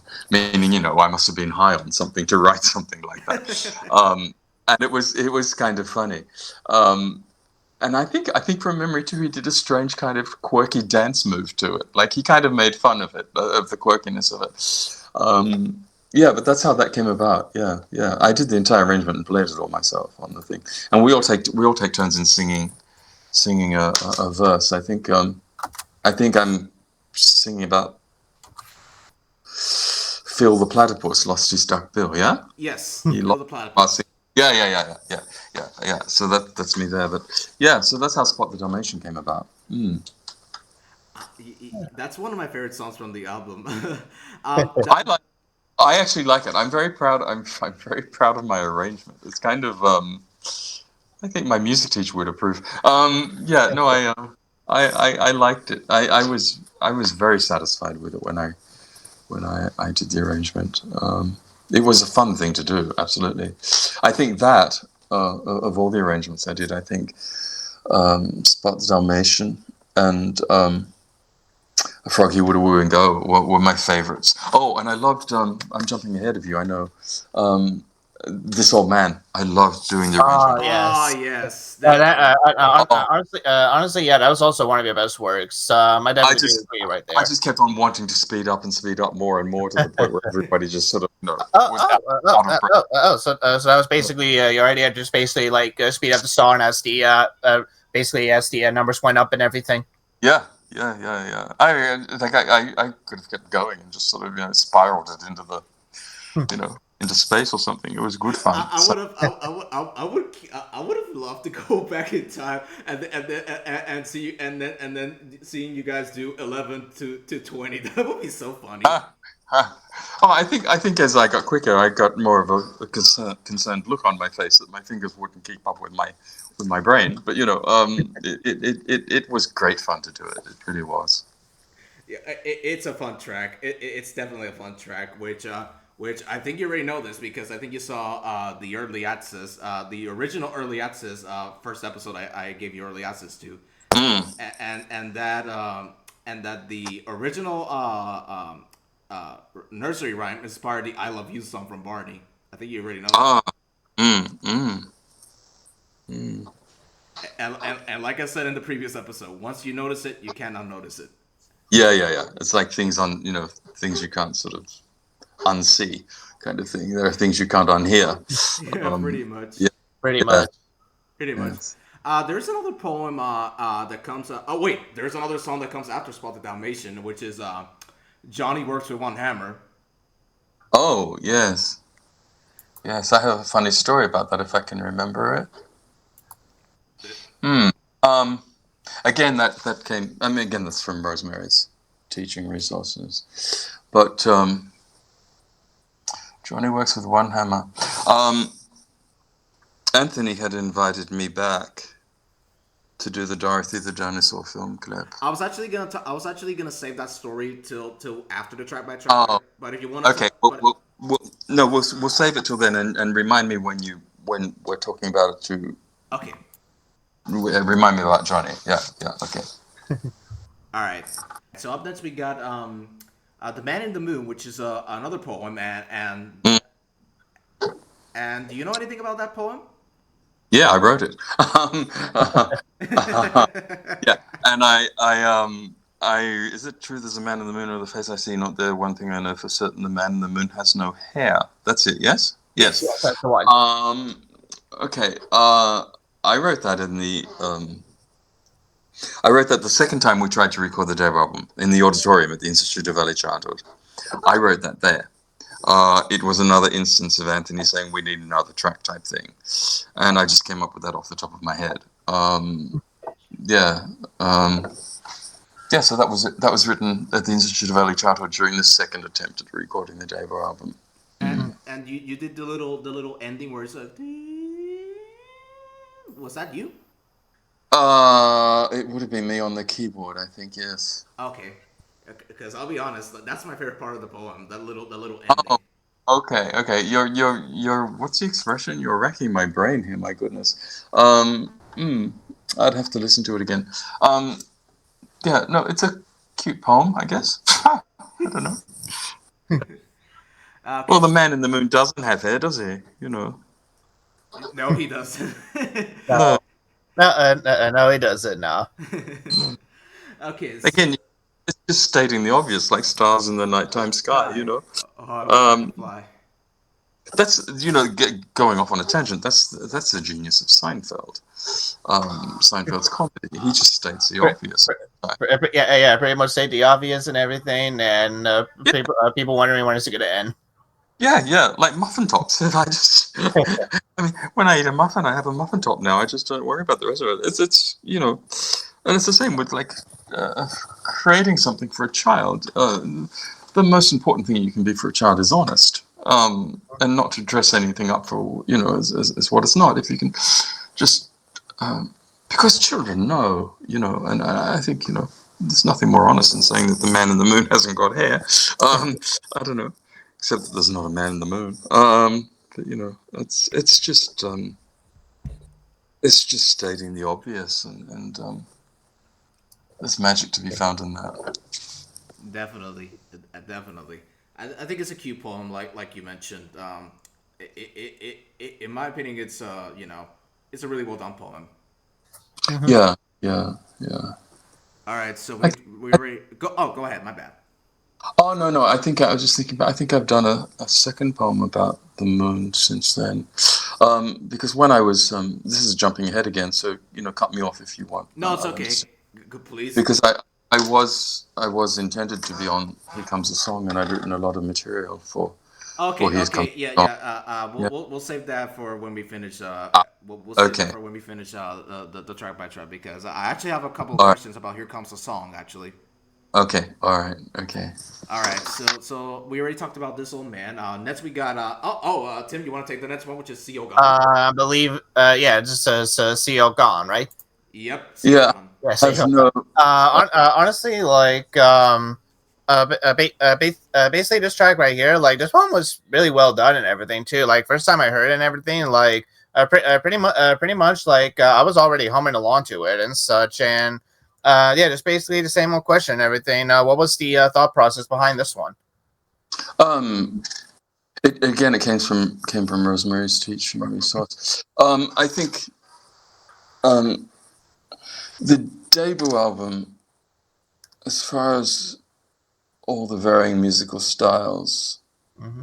that are on it, um, aside from encouraging children's awareness and appreciation of those styles, it's a multicultural aspect to it, and I think that's all a part of that, really. As you had the Eskimo song and whatever, even to think back to Star Lullaby being Polish.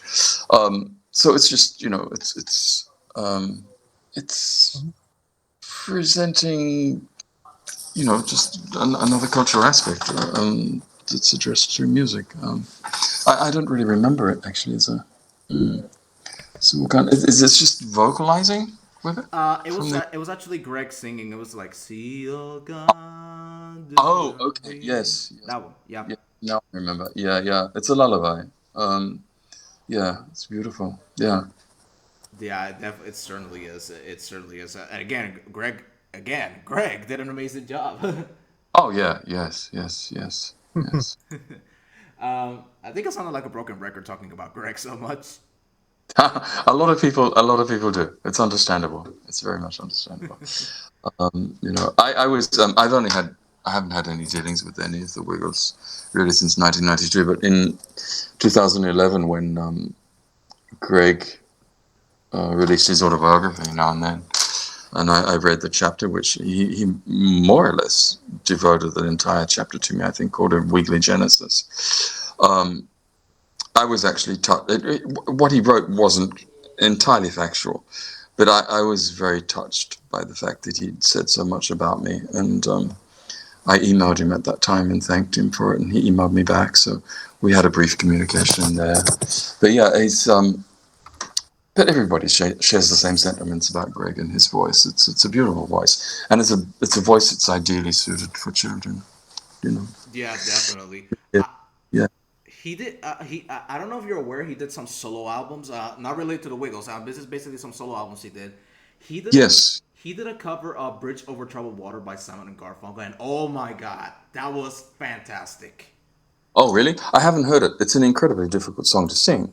Um, uh, I haven't heard it, but I'm aware that he did albums, and I'm aware that he tried to launch a solo career as well and sang with Elvis Presley's band. Didn't he in Las Vegas? I think he I did. think he did. Yes. Mm, I think I'm aware of that. Yeah. I have to do some. yeah, I have to research it again. When I get to 2006 around that area just to make sure. But yeah, yeah, I think he did.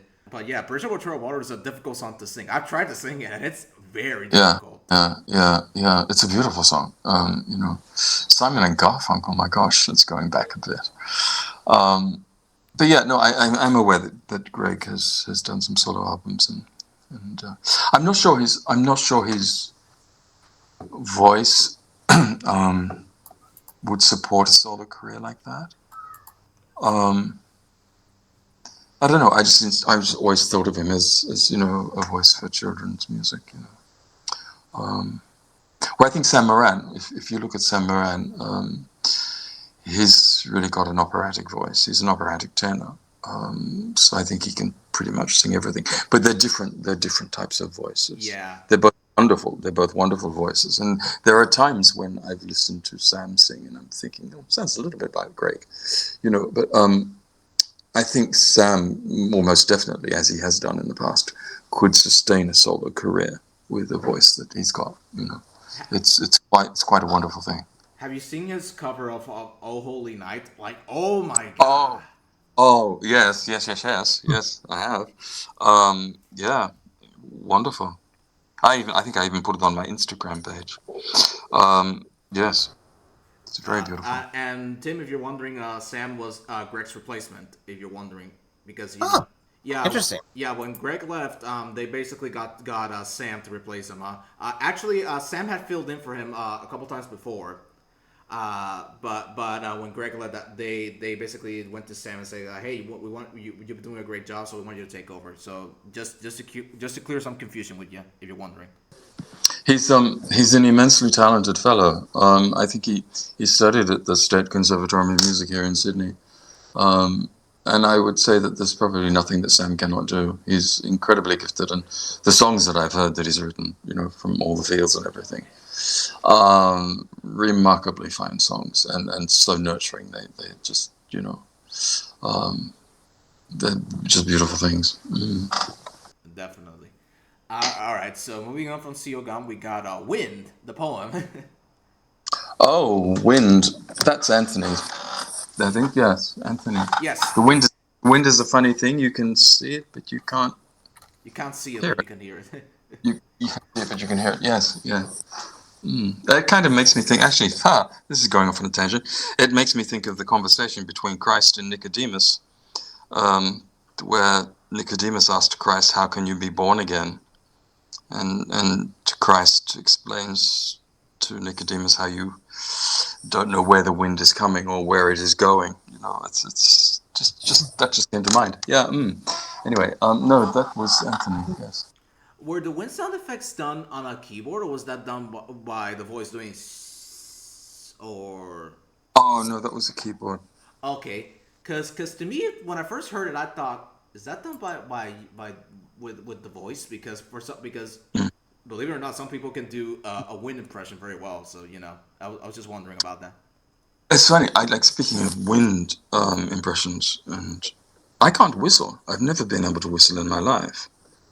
Um, it's very strange. But yeah, no, I would have to listen to that again, though. I'm pretty. Yeah, it was me on keyboard. Okay, okay. All right. So the next one I'm very interested to ask you about is called Joseph John's Lullaby, and I think that one. Mm. I think that one was. If you tell the story because I'm very interested in learning about this track. I think that was written about Anthony Field's nephew. That's right. Yes, I wrote it. I wrote it for Joseph John, his nephew, when he was born. Um, and it is okay.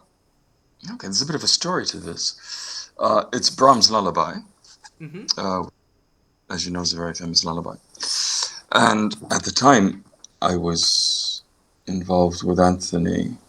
He had a real thing about the nursery rhyme "Polly puts the kettle on," and he always used to say that the entire meaning of life is can be found in "Polly puts the kettle on." I never really knew what he meant by that, but I accepted it and thought, well, okay. Um, and I then just married "Polly Puts the Kettle On" to Brahms' Lullaby and did the arrangement of it and played it all. And that's me playing it all on the album as a gift for Joseph John. Um, and funnily enough, like some months later, uh, I played at a wedding um, at the Field family home. Anthony had asked me to play the wedding march. The wedding was actually at the Field family home. It was a family member, and I didn't tell Anthony I was going to do this, but I played Wagner's wedding march. But I did an arrangement where I snuck in Polly puts the kettle on into the wedding march, and as the bride came down, it was in the backyard kind of thing. I played the Wagner wedding march with Polly put the kettles on and caught Anthony's eye. So it kind of Polly puts the kettle on kind of lends itself to that thing. But that's how Joseph John's Lullaby came about. Yeah, I did it as a gift for Joseph John. This may be just me, but this again, I told this to Sequoia before, but this might be me, but I hear a little bit of Deck the Halls in that lullaby. You said that to me recently. Did you say it in? Oh no, it's in the clip you sent me before in your previous. Yes, in the Yeah, early access. Yes. I would never have thought of that, and when you said it, I couldn't unhear it. That's all I could hear then. Deck the Halls.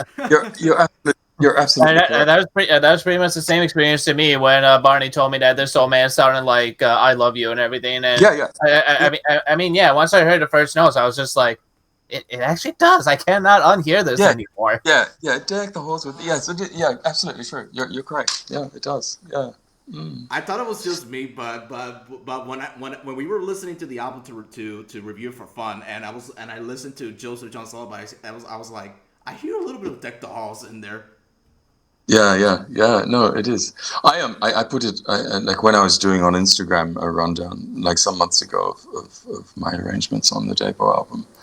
I put Joseph John's Lullaby there, Oh and wow. I know there's a very very remarkable and famous young Russian pianist named Dmitry Shishkin, and he's an amazing pianist. He's got quite a large following, and like I've connected with him on and off across the last couple of years.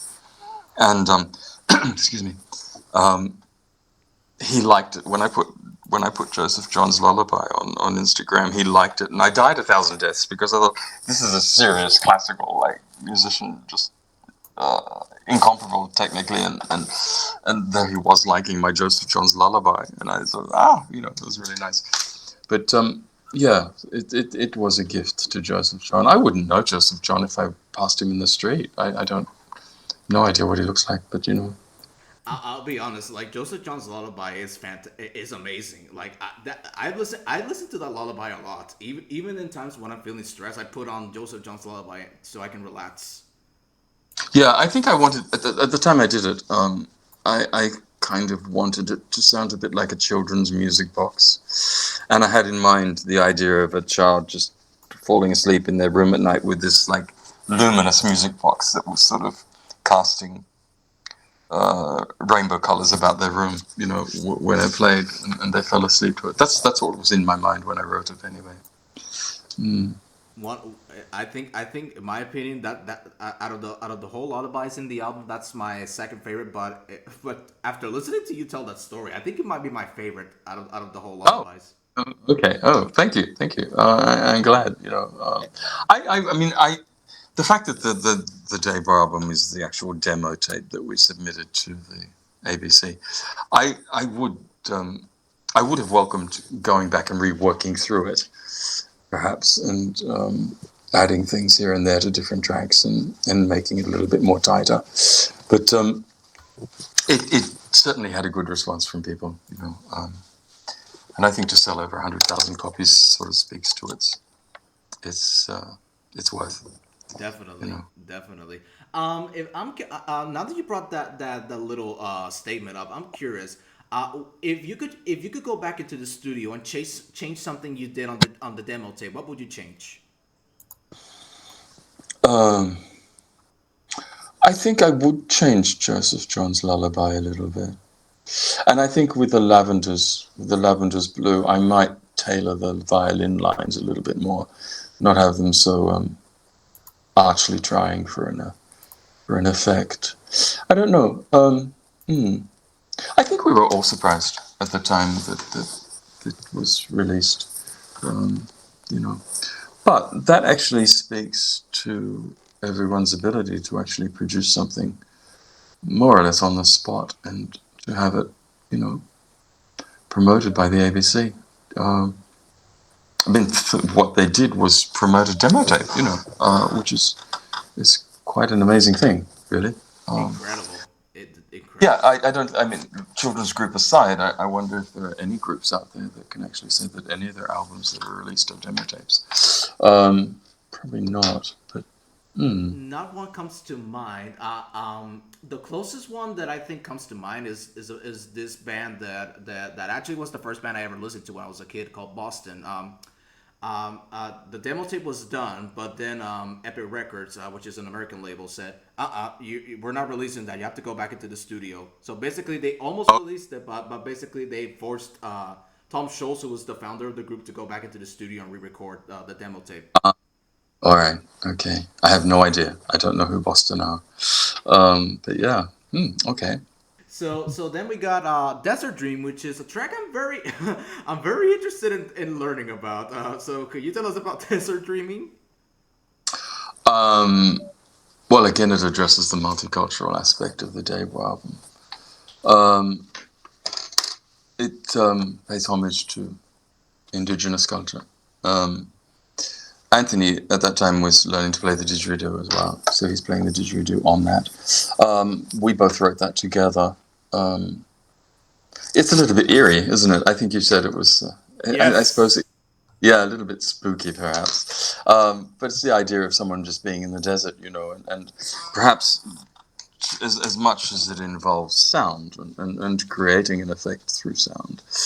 Perhaps I think, at least in my mind, I was also conscious of the fact that, that expression, the silence is deafening. Yes. Well, we'd imagine if you were in a desert, that sort of thing, the silence is deafening. And if you gave that silence a sound, then some of the eeriness that you might hear in desert dreaming would be that sound. Um, but yeah, it's kind of a quirky thing to have at the slap bang at the end of a children's album,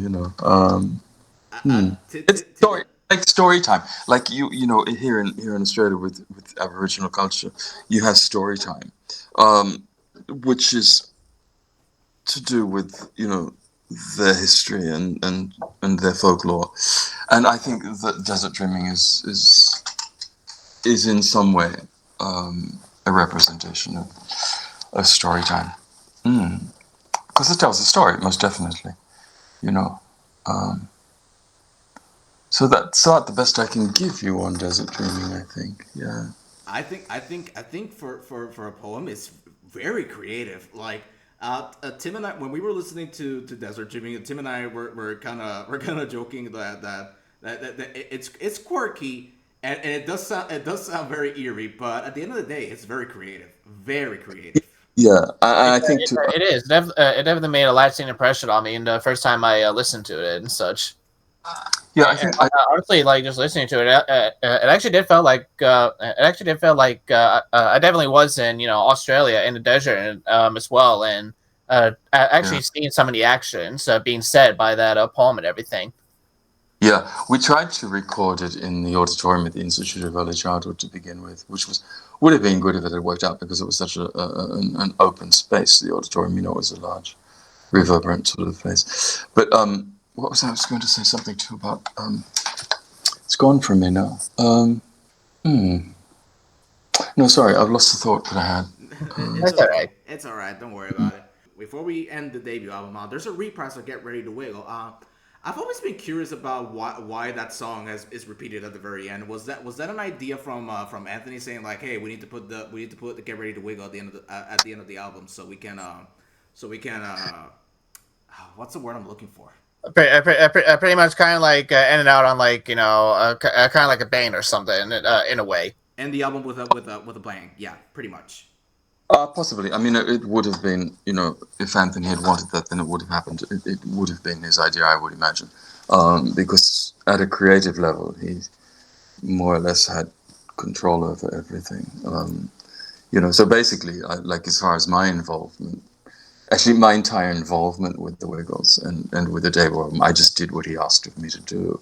So I would think that if Get Ready to Wiggle was to appear at the beginning and the end, then that would have been his idea.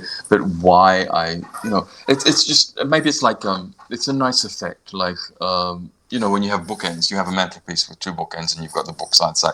Well, like Get Ready to Wiggle are the bookends, and everything else on that debut album are the books of various subjects and various musical ideas that are forming the album. If that kind of makes sense, that's rather a nice analogy, I think. Get Ready to Wiggle at the beginning and the end are the bookends of the debut album. Why not? Yeah. Mm. Yeah, and with that, we end the debut album, which honestly, I would say I'm gonna say this right now, Philip. The debut album is one of my favorite Wiggles albums of all time. Oh, is it? Yes. Can I ask you why? Okay, so I came late to the party in knowing that there was a debut album. When I was a kid, I mostly grew up with the OGs, Greg Murray, Jeff, and Anthony. Yeah. When they retired in 2012 and the new generation came on, I kind of moved on because I was still in school at the time. Mm-mm.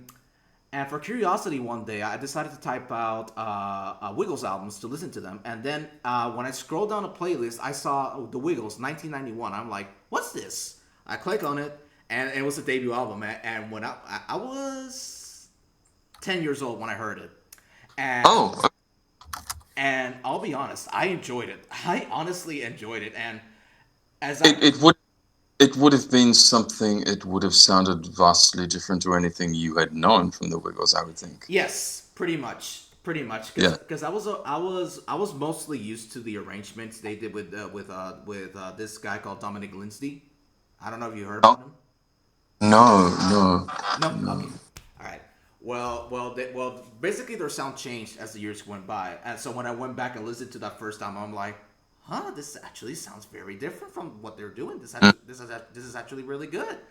And as and as I got older, I started listening to it over and over and over and over to the point where I basically play that album everywhere I go. Even in my car, I put the album on my phone in the car and I listen to it every time I drive. Oh wow, really? Yes. That's something. Ah, that's good to know. I appreciate that. Yeah, That's and good to know. actually, I was having a haircut today, and I was playing the debut album when I was coming back from the haircut. Ah, that's funny. Is your haircut any better because of it? Maybe. So long as you don't look like a man in the moon, you'll be fine. Uh, Well, I mean, don't worry about that. Pretty much, Toy Barney will just have to wait till he gets much older. yeah. That's funny. I like having my hair long actually. I don't. Most of the time I don't like getting my hair cut because I prefer it when it's long and fluffy. But most of the time when I get it cut, I basically make it very clear that the top part it remains exactly the same, but the sides have to go. Oh, I mean, I prefer to have longer hair, but like the only reason why I don't like getting my hair cut is because I don't like sitting in front of a mirror while it's being cut because I don't want to look at myself and there's nowhere else to look, you know. So it's kind of I find it it's an awkward experience, just like being photographed, Oh, I know. getting my hair. I know that feeling, especially You know. when there's lots of people waiting to be haircut as well. Oh, yeah. It's you know. But anyway, so what are we going to talk about now? All right, so we finished the album. I wanted to briefly before we move on to the Dorothy the Dinosaur film clip. I had a very curious question. You said you knew the contributions that everybody did for the debut album. My question is, how did Greg contribute anything financially to the debut album? Financially, Greg contributed $50. $50. Okay. Yeah, then he was reimbursed. It was for tape stock, um, and mailing, basically. Yeah. Okay. All right. So So, he can. okay, go ahead. Oh no, that's it. What? Did you have No, no, something no. else to ask? Yes, I had another thing to ask. So you said very early on that Jeff was brought in towards the end of the recording sessions. Could you tell us about how he got involved with the project at the very end? Sorry, what was that again? Jeff was brought in at the end. Yes, Yes. Jeff was brought at the end. So could you tell us how what was the process like in bringing him in to do the sequencing? Uh, I think that's the term sequencing. Although I had originally thought it was called sampling. Um, I wasn't really aware that Jeff was going to become a member of the group at the time I was working on the debut album.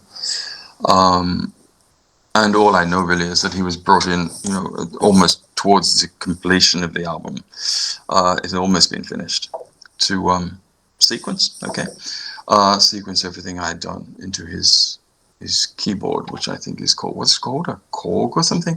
Yeah, Um, the core keyboard. yeah, Yeah. yeah. And at one stage, I remember I'd been asked. It was after I'd sort of stepped back from the Wiggles. I'd been asked to do a preschool concert as a stand-in for, I'm not sure which member now. And Jeff was coming to pick me up from my home to take me to this concert. And prior Jeff arriving to pick me up, Anthony had asked me if I would also copy out Archie's theme in manuscript for Jeff. So I did that. So then Jeff would also have a copy of the manuscript as well as the sequenced or sampled recording in his keyboard. But that's My bad, my bad. Go ahead, my bad.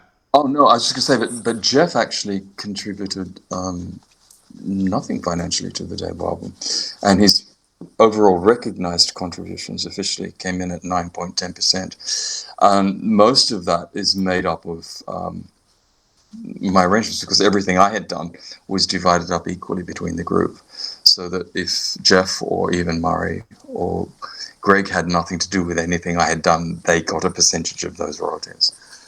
Because everything I had done, and Anthony had said that was the way bands worked. So everything I had done was divided up equally between the members of the group. But Jeff's overall contributions are 9.10%, and he never contributed anything financially to the recording costs of the debut album because he really had nothing to do with that. Okay, okay, all right. Mm, mm.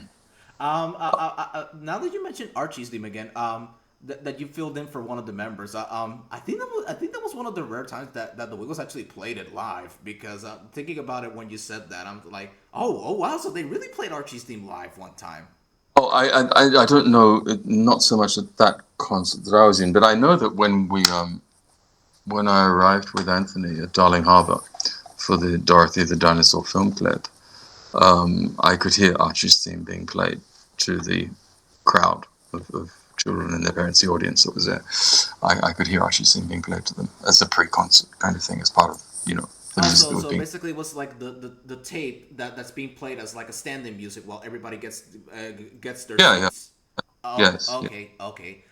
So yeah. Now that you mentioned it, now let's talk about the Dorothy the Dinosaur film clip, which Uh-huh. I have heard that it was not a good experience for you. So No, I'm gonna let you take I'm gonna sit down and let you tell the story. So go oh, ahead. well, I won't say it was a bad experience. It was a challenge, Okay. and very, very much so. And I think, as awkward as I look in the film clip, I think I rose to the occasion pretty well. Um, what had happened? It's a long story. Um, I hadn't seen, I hadn't had anything to do with the Wiggles for some months, and I hadn't seen Anthony for several months. And I was still working at the Institute of Early Childhood, and the campus was still at Waverley. So that was, 1992. So the campus, yeah, I was still there, Waverley. And Anthony called in one afternoon to see me, and it was the first time I'd seen him in months, as I said. And it was a Thursday afternoon. I remember it well. It was a Thursday afternoon, and he was prac teaching at that time. He was, oh no, not prac teaching. He actually had a job teaching at a Jewish preschool called Temple Emmanuel here in Sydney. Yes. Yes. Anyway, he came here. He came to my office at the Institute of Early Childhood this Thursday afternoon. No, sorry, I'm getting back to front. It was a Tuesday afternoon he came. And he wanted me to go and see him at Temple Emmanuel on the Thursday afternoon. But anyway, he came to see me, and he told me that he was teaching at Temple Emmanuel, and he asked me if I would come out and play piano to his students. And I was a little bit tentative at first because I hadn't seen him for so many months, and I wasn't sure as to why he wanted me to do that, but I agreed to do it. And I went to Temple Emmanuel on a Thursday afternoon to meet the students. I think he was being assessed, actually, as a teacher, I think. I'm not sure. Anyway, I played... he introduced me to the students as the sleep inspector. It was at that time in the afternoon when children have a nap. So I played a piece of music by the French composer Camille Saint-Saëns. I played The Swan for them. And then they actually interviewed me. He had the children in his class interview me, which was kind of funny. And that was a Thursday afternoon, and it was then that he told me that they were doing a film clip for Dorothy the Dinosaur. And he asked me if I wanted to be in it. And it was being filmed on the Sunday, so, 2 days later, whatever, 3 days later. And I at first said no, because I hadn't been involved with any of them for so long. And I didn't really know if it was such a good idea to do it. So I declined. And but when I came home, my parents and friends, after I told them, they said, no, you should do it. You should definitely do it. So I phoned Anthony and I said, okay, I'll do it, sort of thing. And at that time, Anthony was living in a small flat at Stanmore, which is a suburb here in Sydney. And so on the Sunday, when we were doing the Dorothy the Dinosaur film clip, I went to meet him at his flat, and he drove me to do the film clip. Up until then, I was just under the assumption, because it hadn't been articulated to me, I was under the assumption that the film clip would be much like the Get Ready to Wiggle film clip, and that would be a closed set, and it would just be the band and the people filming. That's what I thought it would be. And anyway, we arrive at Darling Harbour, and there are thousands of children there, and their parents and everything. And Anthony just sort of looked at me, and I looked at him, and I didn't say anything, and I'm thinking, what? And then he said, it's a full concert, and I'm thinking, okay, I don't know what to do. I've not been with them for so long. I've no idea what songs they're singing. This will get me back to Johnny Works with One Hammer. Yes, yeah. Go ahead. I've no idea. I've no idea what songs I'm going to be singing. What do I do? Not only had Anthony, and I don't know why he did this, and I would like him to explain it one day, perhaps.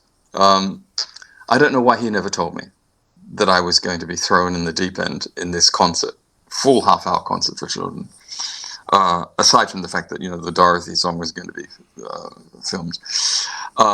Not only that, not only had he not told me that it was a concert, he hadn't told the other members of the group that I was returning, and Yes, that is true. he hadn't told management, Jeremy Favini, that I was returning. I think Greg covers this in his book, but Greg didn't know that. I don't think from what Greg wrote, Greg didn't know that Anthony hadn't explained to me what I'd be doing. Greg, I think from memory, Greg implies in his book that perhaps I didn't know whether I still wanted to be a Wiggle or not. I only did it. I only did the Dorothy the Dinosaur film clip because Anthony invited me. Everybody said I should. But I don't think from what I read, from what Greg wrote, I don't think Greg really knew at that time that Anthony hadn't explained to me that I was going to be a part of a public concert in front of thousands of children. So the best and when we arrived there, even Jeremy Favini looked at me like, he had this deer in the headlights look on his face, like, what are you doing here? And the best I could do throughout that entire concert, and I think it's why I look awkward in the film clip, I really do. The best I could do was to copy Murray and Greg. Like I said, I had no idea what song was going to be following on from, and I had no idea even what actions needed to be done. And so with Johnny works with one hammer, when we did that in the concert, I just copied Murray and Greg. I just watched what they did and I copied it. And at one point, I kind of messed up a little bit and I did too many, I don't know what I did, but Murray kind of edged over to me with a look on his, a smile on his face and said, "What are you going to do now?" And I'm thinking, I have no idea, So, and that was that. That was a very, I'd actually like Anthony to answer for that. I'd like him to tell me why he never told me that I was going to be part of a concert. And more to the point, why he never told the others or even management that he'd invited me back. So that was a full concert, actually. Yes, it was a full concert for then. Yes, it was. Oh, It went for about 20 minutes to half an hour. And then we went to the Chinese Gardens, which was a part of Darling Harbour, to film the actual film clip. But you see part of the concert as well, is part of the film clip as well. But it was a full concert. It went for at least 20 minutes to half an hour. And it was just a very strange experience. And even on the Thursday when Anthony had first invited me to do it, he never articulated that it was a concert. I was just under the impression that it was going to be a film clip done in a closed set and just Dorothy the Dinosaur, no other songs. So it was it was very strange. But I think I fared pretty well. I think I could have totally fallen flat on my face in front of thousands of people, and like an idiot, which I probably am. But it wasn't easy. It was awkward. But I'm glad I did it. Actually, I'm glad I did it, and I'm glad it's part of the Wiggles history. Because it's a talking point, let's say. But strange, very strange. I was watching that music video last night to prepare for the interview, and I'll be honest, you did a good job. You did a good job. Good job. Thank you. For someone who didn't know what he was doing, I think so. But I can't stress enough, I had no idea what songs were being sung. I had no idea what actions were going to be done to those songs. And of course, let's get the urban legend out of the way. Who's in the Dorothy costume? Oh, who's in it? Paul Field. I knew it. I knew it was Paul Field. Yeah, that was Paul Field, and that very first costume, was made by Murray's wife, Meg. Yes, I actually told Tim about that when we were filming the first episode. Yeah, but no, it was Paul Field. Because if you look at, as I've said I think I've said in a previous podcast, if you look at some of the moves he makes while he's dancing, is very much similar moves to what he does as the lead singer of the Cockroaches. Yes. Yeah. Mm. So before we move on to Here Comes the Song real quick, I want to ask you real quick. You did the very first Wiggles concert, which took place on a child daycare center on, I think it was August 16th, 1991 in Randwick, Sydney. How was that first ever concert like? Heavens, you've done your homework. This is impressive. You are correct. Okay. Because it was, like I said earlier, on July 31st of 1991, the first copies of the debut album were made available to us. And then, no, wait a minute. Let me think. August 16th, we performed at Phonogram. Okay, so that was for the record company. Yeah, that was for Phonogram, and that was in the hope of securing a publishing deal from Phonogram, which we got. We got a $20,000 publishing advance, and out of that publishing advance we were all reimbursed for our financial contributions to the debut album. So we performed for Phonogram with the hope of securing a $20,000 publishing advance, which we got, and it was quite bizarre because we didn't really have to do much to get it. We may have just sat down and had a cup of tea with them, and they would have given it to us. I think we did that, and then the photo shoot. Okay, the photo shoot for the concert we did at Randwick, I think, was on around about August 20th or something, that August 22nd. Okay. I think. And that concert. Oh no, go ahead. Sorry. No, I was gonna say so August 16th was the preview show for Phonogram Records, right? Yes. Okay, and so then a couple of days later, that's when you did the very first show for kids, which was at Randwick. That's right. Yes, at the Randwick. And that concert was covered by one of the major magazines here in Australia at the time, called Women's Day. So we did a photo shoot as well that day at the concert, which I think was the first time we appeared in a magazine as a children's group. I'm pretty sure. And then that very same afternoon, the Wiggles did their very first radio interview with a very high-profile radio personality here at the time named Brian Bury.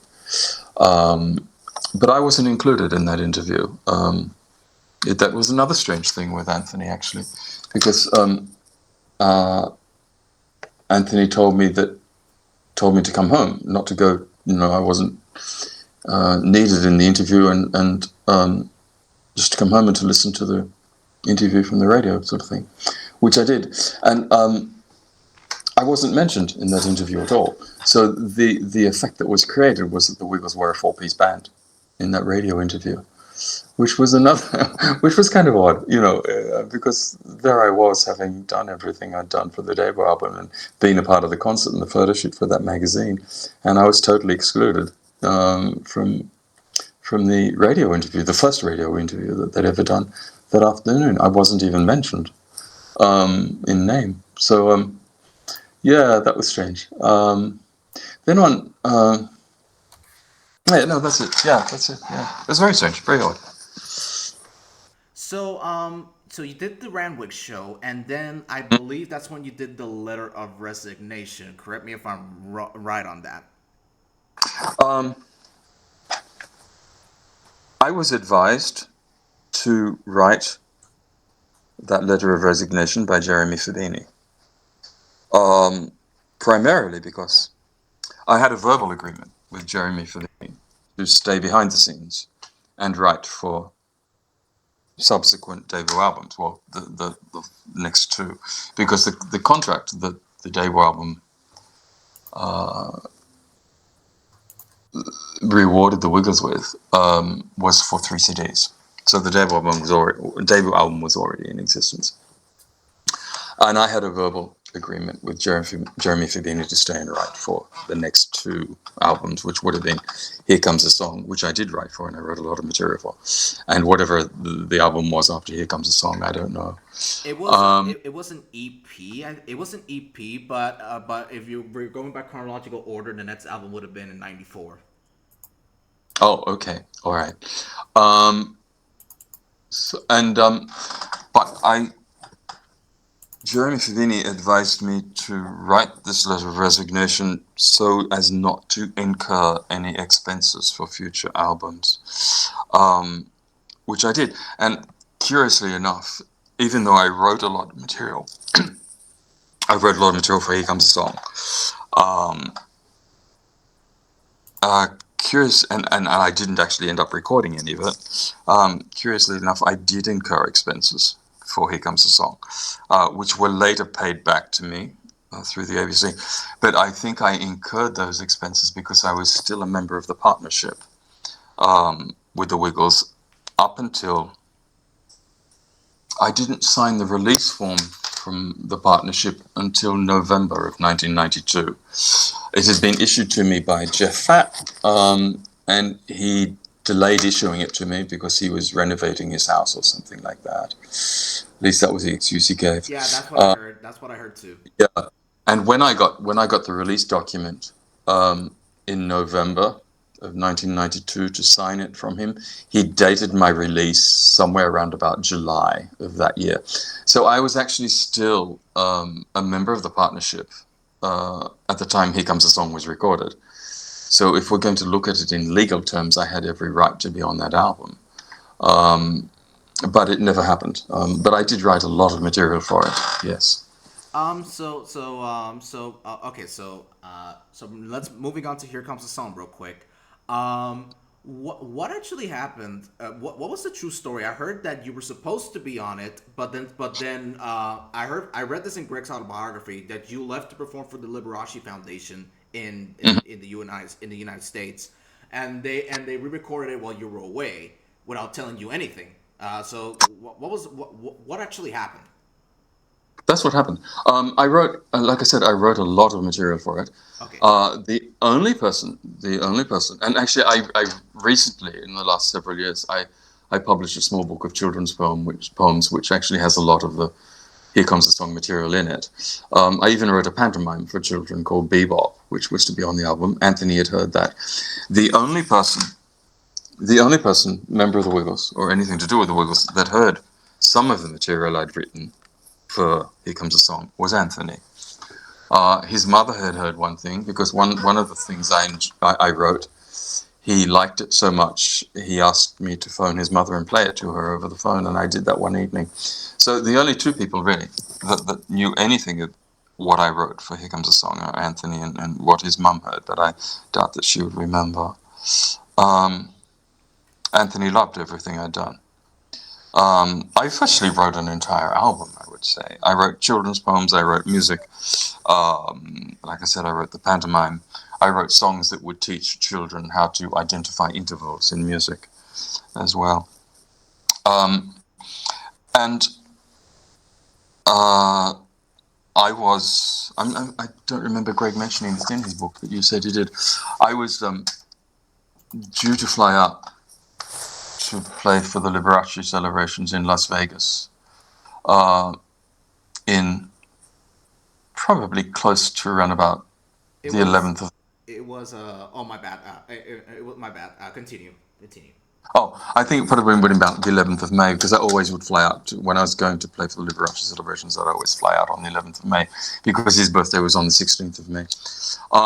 But prior to that, Anthony had invited me to attend a Neil Diamond concert with himself, Greg Page, and John Field, as well as his parents at the Sydney Entertainment Centre. That week, just days before I was due to fly out, at the Neil Diamond concert, I sat with Greg and Anthony and his brother John, and Anthony's parents were in a different part of the entertainment centre. And at that concert, we discussed how when I came back from performing for the Liberace Foundation, when I came back, no less than 3 weeks later, I would go into tracking station and record all the material that I had written for Here Comes a Song. That was my understanding. And anyway, I went to the States and did my thing, and wonderful experience. My gosh. Anyway, I did my thing and came back, and I couldn't get in contact with any of the Wiggles. None of them would return my calls. I think eventually I tracked down Murray, but anyway, eventually Anthony phoned me, and he just said that the album had been recorded while I was away and I wasn't needed anymore. And that was that. And I noticed, I think I'm right in saying this, I noticed in Greg Page's, you've confirmed it anyway just now, I think. Yes. In Greg's autobiography, he said they had a 3-week deadline, I think. Yes. To record. They Well, there was no mention of a deadline to me, and it's just, the 3 weeks that they recorded the album was the exact 3 weeks that I was away. So, and it's kind of odd to think that just days before I flew out to America, we were in discussions about my recording everything I'd written for Here Comes a Song. So, yeah, but that was that, and I just then continued on with my own work. I had my own work to do. I was already an established composer anyway, so it didn't particularly faze me in any way. And I just continued on doing my own thing, But I think as far as any contractual obligations go, and the fact that I was still a member of the partnership, at least up until July and until November 1992 when I signed the release document, I probably had a legal right to be on that recording, And certainly there was also, when the very first contracts were drawn up, there was a clause from memory in the contract that no decision would be made without a meeting at which everybody was present. I most certainly was not invited to a meeting to discuss anything. Not at all. And that contract also, at the time it was drawn up, and I think perhaps Greg mentions this in his autobiography, I'm not sure. Anthony had a clause put in the contract giving him complete creative control over everything. So, yeah, it was all very strange, really. I mean, in retrospect, when I think back and look over it, I'm not sure, when you put the pieces together, I'm not sure it's really telling a very good story. But, like I said, I just got on with my work and did what I did. And I've been immeasurably satisfied by everything I've done, and I wouldn't change my life for anything. In all honesty, I don't think I would have survived as a Wiggle. I even remember having that thought at some of the earlier meetings with the Wiggles. And I have to say that I don't. Almost everything I've read about the Wiggles' history, as they recount it, is not entirely how I remember it. I don't think it's by chance that they became the global phenomenon that they did, because Jeremy Fabini, as their first manager, for one, he was a manager of a group called Mental as Anything as well. Yes. He would not have taken on the Wiggles if he didn't see that it was going to be the success story that it would have become. So it kind of just basically answers my question about, was there any part, basically, both on you and the members of the Wiggles that thought that, maybe the album, not only would be a success, but basically launched the career of the Wiggles? Or did you guys have any thoughts that, maybe this would have been, a one-off project or something? Oh, I don't think there was any thought that it would be a one-off project. Again, Jeremy Fabini wouldn't have involved himself with it if that was the idea behind it. I don't think that there was any thought really in Anthony's mind that it was going to be a one-off project. And from the meetings I attended, it's no surprise to me that they've become the global phenomenon that they have become, because that was what they had in their vision. From what I could tell. I don't think anything just happened by chance with it. Because you wouldn't become the global sensation that they've become without that premise in place to begin with. I'm convinced of it. Jeremy Fabini was a businessman, a diehard businessman. And I remember the first time that I'd seen him after I'd kind of taken a step back from the Wiggles. And it had to do with my writing for the album Here Comes a Song, and the first time I'd seen him and walked into his office at Mental Management, which was then the office of the Wiggles, the first thing he asked me was, "Have you written anything?" Well, yes, I had, So yeah, I've not really read all that much about the Wiggles' beginnings that resonate with me from the memories I have, you know. So you've seen the documentary, Everybody Clap, Everybody Sing, and I believe they tried to make it seem like the busking group was the beginning, which it really wasn't. No, no, it wasn't. I have seen that documentary, and there's so much about it that's not factual. Um, no, and also I think I've seen it might have been in Anthony's book. I haven't read Anthony's book, but I have. oh, okay. I had requested of the publishers that they correct something in it which wasn't quite right about me. But I think there are a photograph, and I think you show it in the video that you sent me before this. Your first. There's a photograph of Greg Murray and John Field performing at Yes. the university. Okay, that is actually the campus. That photograph is actually taken at the Waverley campus. That's not taken at Macquarie University as such. That's how I mentioned to you earlier that the campus for the Institute of Early Childhood, when it was a part of Sydney College of Advanced Education, was a lovely house. Yes. That's the grounds there. That's the grounds of that house. Wow. Okay, that concert, I was there that day. It was a barbecue. That photograph, that concert had nothing to do with the Wiggles. It wasn't to promote the Wiggles music at all. It was just the guys getting together playing for the barbecue. And there was even a keyboard there that I played a couple of classical pieces on as well before the barbecue started. So that I've seen that photograph promoted as if it was. I could be wrong. You can correct me on this because they used it in a documentary before Everybody Clap, Everybody Sing, if I'm not mistaken, called 15 Years of Wiggly Fun, which was made around the same time that Greg left. Okay, well, that photograph was just taken of the group as the guys playing at a barbecue. That's all it is. Oh, It had no real okay. had no real connection to the Wiggles at all. What about there's a picture somewhere that was actually from another busking session where they're basically in the streets. I think that was taken after the debut album was recorded. I don't know if that's true or not. It could have been. I've seen that photograph. I'm not aware. I really don't know. No. Okay. But I do know the one that's in the video you showed me earlier that you made and that's in Anthony's book. That's just a barbecue at Macquarie University. But there was something else. Oh, the Everybody Clap documentary. I was surprised to hear John Field give an account of the recording of the debut album in that documentary as if he were present during the recording of it. Which he wasn't? No, he wasn't, not at all. He never set foot in the studio.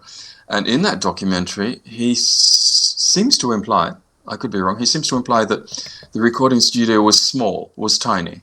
And I think the photo they show is not the recording studio we recorded the debut album in. And Tracking Station was not a small studio. It was quite a large and reputable recording studio. That's the impression I got that John Field was trying to convey. I may be wrong, and I can stand corrected on that if that's not what he's doing, but he wasn't involved in the recording process of the debut album at all. He wasn't there. So there's much in that documentary that really isn't as it was. And the narrator of that documentary is a beautiful lady named Gretel Colleen. And at the time when I saw the Everybody Clap documentary, I approached her and I asked her in an email, and I still have the email here. I asked her in the email, how did she come by her information that she, narrated through that documentary? Because a lot of it wasn't really correct or in keeping with my memory of things. And she simply wrote back and she said that she was given a script by Paul Field to read. So she just read off a script. But there's a lot in that documentary that's questionable as far as the history of the Wiggles, the formation of the Wiggles goes. I met Gretel Colleen some months later, actually. Not that you'd remember, but at a gathering, she'd become friends with another friend of mine. Loveliest lady, wonderful personality, and she's she was quite a celebrity here. But when she talks to you, she talks to you in a way that she's genuinely interested in you. She remains focused on everything you have to say, and she's very beautiful, very, very beautiful. But yeah, I question a lot of things in the Everybody Clap documentary. What about the new documentary that came out in last year, which was Hot Potato: The History of the Wiggles? What were your thoughts on that documentary? I only watched it. I only watched it up until Sam's interview, Okay. and the only reason I did that was because I wanted to see what was said about myself, and I wanted to see what was said about Sam. Um, I know Fraser Grew. We've communicated with one another quite a lot at Instagram. Fraser Grew has this wonderful 10,000 Dreams page where he interviews people about what their dreams are. And he made the documentary. And I love Fraser. Fraser is just a phenomenal fellow. He's a New Zealander. He's a Kiwi. So he gets a star in my book for that alone. He's a fantastic person. Um, I I wasn't asked. I wasn't asked to be interviewed for the documentary. And I understand why, because probably I could rewrite the Wiggles' entire history. But that didn't bother me that I wasn't asked. I was immeasurably touched that I was mentioned. And one day, Fraser sent me an email and he asked me if I had any photographs or if he could use some of the photographs that he'd seen online. And I said, yes, of course. And then I received from the Australian Performing Rights Association a request to release a small segment of Archie's theme to be used in the documentary. And I was really touched by that, so I granted the I signed the release form, and I emailed Fraser and I said that I was really touched by the fact that he was not only mentioning me, including the photographs in the documentary, but that he was also going to use a part of Archie's theme. And I have his email here, and he wrote me back, and he just said, "Mate, it's a special documentary. I can't wait for you to see it." And like I said, I love him. Fraser's just a wonderful person. But I don't think, after I saw the documentary, I don't think it's as transparent as I thought it would be. And I don't think perhaps that Fraser had the free rein he might have wanted to have in the making of it. I don't know. I was speaking for myself, about myself. The one thing that threw me back quite a bit and I was surprised at was Murray Cook referring to me as just a guy they met at uni who played some piano pieces. Because Murray Cook's overall contributions to the Debra album came in at 11.10%, and his financial contributions to the recording of the Debra album was just $25. Mine exceeded everybody's. I was the major contributor financially, and I was the major contributor musically. So I was something more than just a guy that Murray met at university who played a few piano pieces. So that surprised me. I was actually quite hurt by that, because across the 30 years, I know Anthony has made scant reference to me. The only Wiggles members that have paid me what I consider to be suitable recognition is Greg Page, God love him, for what he wrote about me in his autobiography. I am immensely appreciative of that. And so I appreciate Greg. But I always wondered, if Murray had ever said anything about me across the 30 years. But then to find in the Hot Potato documentary that was all he could say, that I was just a guy they met at university who played a few piano pieces. Well, he needs to think again. Because I think what I did for the Wiggles has given him something of a career, That's in fairness to myself. And then I watched, as I said, I watched up to the segment where Sam was interviewed. And Sam is a wonderful person. I've shared many thoughts with him in recent months about music, about his own music, honest thoughts. And he's just a wonderfully kind and genuine person. And it didn't surprise me when he was being interviewed for Hot Potato that he reached a point where he nearly broke down in tears. And that was very beautiful for me, because to see him get to that point where he choked up and looked like he was going to cry showed me that he was genuine, and he was genuine about entertaining children and for the right reasons. And in defense of Sam, he stepped up when the Wiggles needed someone to save them. And he did it with nobility. He did it with an immeasurable amount of talent. He did it with panache, with style. He did it with sincerity. And he needs to be recognized for that. And he needs to be recognized for that by Anthony especially. Because if it weren't for Sam Moran, the Wiggles might not have continued on as they did. Sam has... I'm getting choked up thinking about him. I can't tell you how much I respect Sam Moran. And I honestly, I respect Fraser Grew as well. I just, the people that I've met around my association with the Wiggles, people such as Fraser, people such as Sam, fans, people such as yourself, Thank you. are the most amazing people. And how they have sort of brought me into the fold, and embraced me as someone who had contributed to the Wiggles' beginnings, it means the world to me. It really does.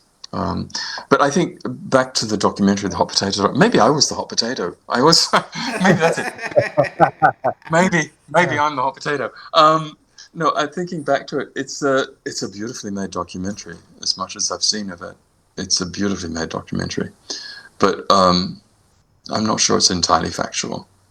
I saw it when it came out, and I the first time I watched it, I loved it. I loved it, and I actually wrote a Facebook post about it. I gave it an 8 out of 10 on the Facebook post that I wrote. The second time I watched it was to verify some stuff that was like, did they really say that? So I went back and watched it. I had no idea about the Murray thing, because I was watching the documentary as fast as I could, because I got home from college the day it came out, and I was like, all right, let's watch it. And it just breezed by pretty quickly, so I had no idea about the Murray thing. Yeah. I mean, it's all okay. I just think I would have expected better from Murray, because Murray and I were friends. I remember at the Institute of Early Childhood once, and I mentioned this in another podcast earlier, but I'd gotten the book wrong, so I'll correct myself now. Murray had been reading a book by a French author named Gustave Flaubert, and the book was called Madame Bovary. In a previous podcast, I'd said it was sentimental education. But when we had a discussion about that, we had a discussion about Flaubert and that book. And we used to talk about, fine things. So, yeah, it was... didn't make me feel too good the way he referred to me in that documentary. I don't much care, but I think he should perhaps care for himself, because it's not good to diminish someone's worth the way he diminished or dismissed mine. But that's life, and like I said earlier, and I'm very, very adamant about this, I wouldn't swap my life for anybody's in the world, and I'm feeling immeasurably satisfied by my career. And it's all just been a wonderful experience. And I think if I could go back and do it all again, I'd probably do it all the same way. Really, it's because you can't look back and regret anything, because where you are now at life is the sum total of who you are and who you will become eventually. So I feel immeasurably blessed, and in a way, the fact that I was overlooked in certain ways by the Wiggles has been a blessing in itself for me as well, because I don't think I would have achieved what I've achieved in music for myself had I been a Wiggle. Far from it, and I've achieved some amazing things, and I'm very proud of my output. we're very happy. We're very happy that you have a. Go ahead, Tim. You've been probably. Yeah, no, I was just agreeing with you. That, like, like, yeah. At the end of the day, as long as you're still very happy and still very passionate with your work and everything, the only thing we can do is just, wish for the best and everything, and just hope you keep doing what you love doing. Yeah, of course, of course. If what you're doing, you're not doing through love, what's the point in doing it? Mm-hmm. Pretty much. Yeah, pretty much. Yeah, wholeheartedly agree right there. Yeah. Exactly. Yeah. We have been talking. How long have we been talking for? Looking at the recording, it's almost been about like 3 hours and 30 minutes, actually. And I should mention this. Philip, you are the very first person we ever interview. Pretty much, yeah, you are. Well, thank you for inviting me. I mean, I'm going to consider you my friends now because. Aw, Ah, thanks. thanks, Philip. No, it's rather lovely. I mean, connect with me if you're on Facebook or you have actually, haven't you? I was the first one to. I actually reached out on you on Facebook at first because I actually private messaged you on Facebook if you wanted to take part in in this interview. Yeah. But then, And go ahead. and Instagram. I don't. I mean, my Facebook page and my Instagram page. I'm pretty sure. Like when I get Wiggles fans sort of connecting through, wanting to join my Instagram page, I'm kind of thinking, I hope they're not looking for something about the Wiggles because it's anything but. I tend to write my philosophical thoughts, and it's pretty heavy going. Everything that I do at Facebook and Instagram. So, it's. But that's what I want. That's what I want. I want for my life's legacy, if I do leave a legacy, to be aligned to spirit and to something much more than entertaining things. I'd like the sum total of my life's work to be the whatever words I write and whatever music I write complement one another, and perhaps offer someone a moment of hope. One of my dreams. Getting back to Fraser Grew, who I love, and his 10,000 Dreams page, where he interviews people about what their dreams are. I don't know if you know his page at Instagram, but hook onto it because it's wonderful. It really is a wonderful thing. But if I had one of my dreams would be to write a piece of music called Miracle that would occasion a miracle to happen in the life of anybody who listened to it. I think that would be a fantastic thing to do. But maybe I've done that. Maybe. Yeah. I honestly, I don't think I have to. Tim knows this, but I never told you this, Philip. It's kind of emotional for me to say this. On July 25th of 2023, I lost my grandmother to glioblastoma. Oh, I'm sorry. It was one of the. We lost her so quickly, and I think I miss her terribly, honestly. Yeah, I'm sorry. Thank you. I know everybody's loss is different, and it's perhaps erroneous to compare losses. It's a different dynamic. But I remember when my grandmother died, it was the first death that I felt I'd really experienced. There's something about grandparents. They're that wonderful kind of presence in your life that makes everything right with the world. So I share with you in your loss there, and I'm really sorry. My grandma. But go ahead. I'm sure she's watching over you, and she's very proud of you. Thank you. She actually saved my life. Actually, I was going through a very bad path, and her words definitely made me change completely. To the person I am now, and for that I can't thank her enough for doing that. Well, I always say that wherever you carry someone in your heart, they're never too far away from you. So Philip, thank you so much for joining us. I got one more question before we wrap things up real quick. It's a very curious question. It's a very simple question. Do you still have your Wiggle shirt, or you sold it off? No, I had tried once. It was at the time actually after my mother had passed away, and it was within weeks of my mother passing away. You can have this in the interview if you want. I'd welcome it actually. My mother had passed away probably 5 months before this, and I approached a journalist, an entertainment journalist here in Sydney named Christine Sams, with the idea of selling off or auctioning off what Wiggles memorabilia I had, so I could establish a foundation for cancer research in honor of my mother.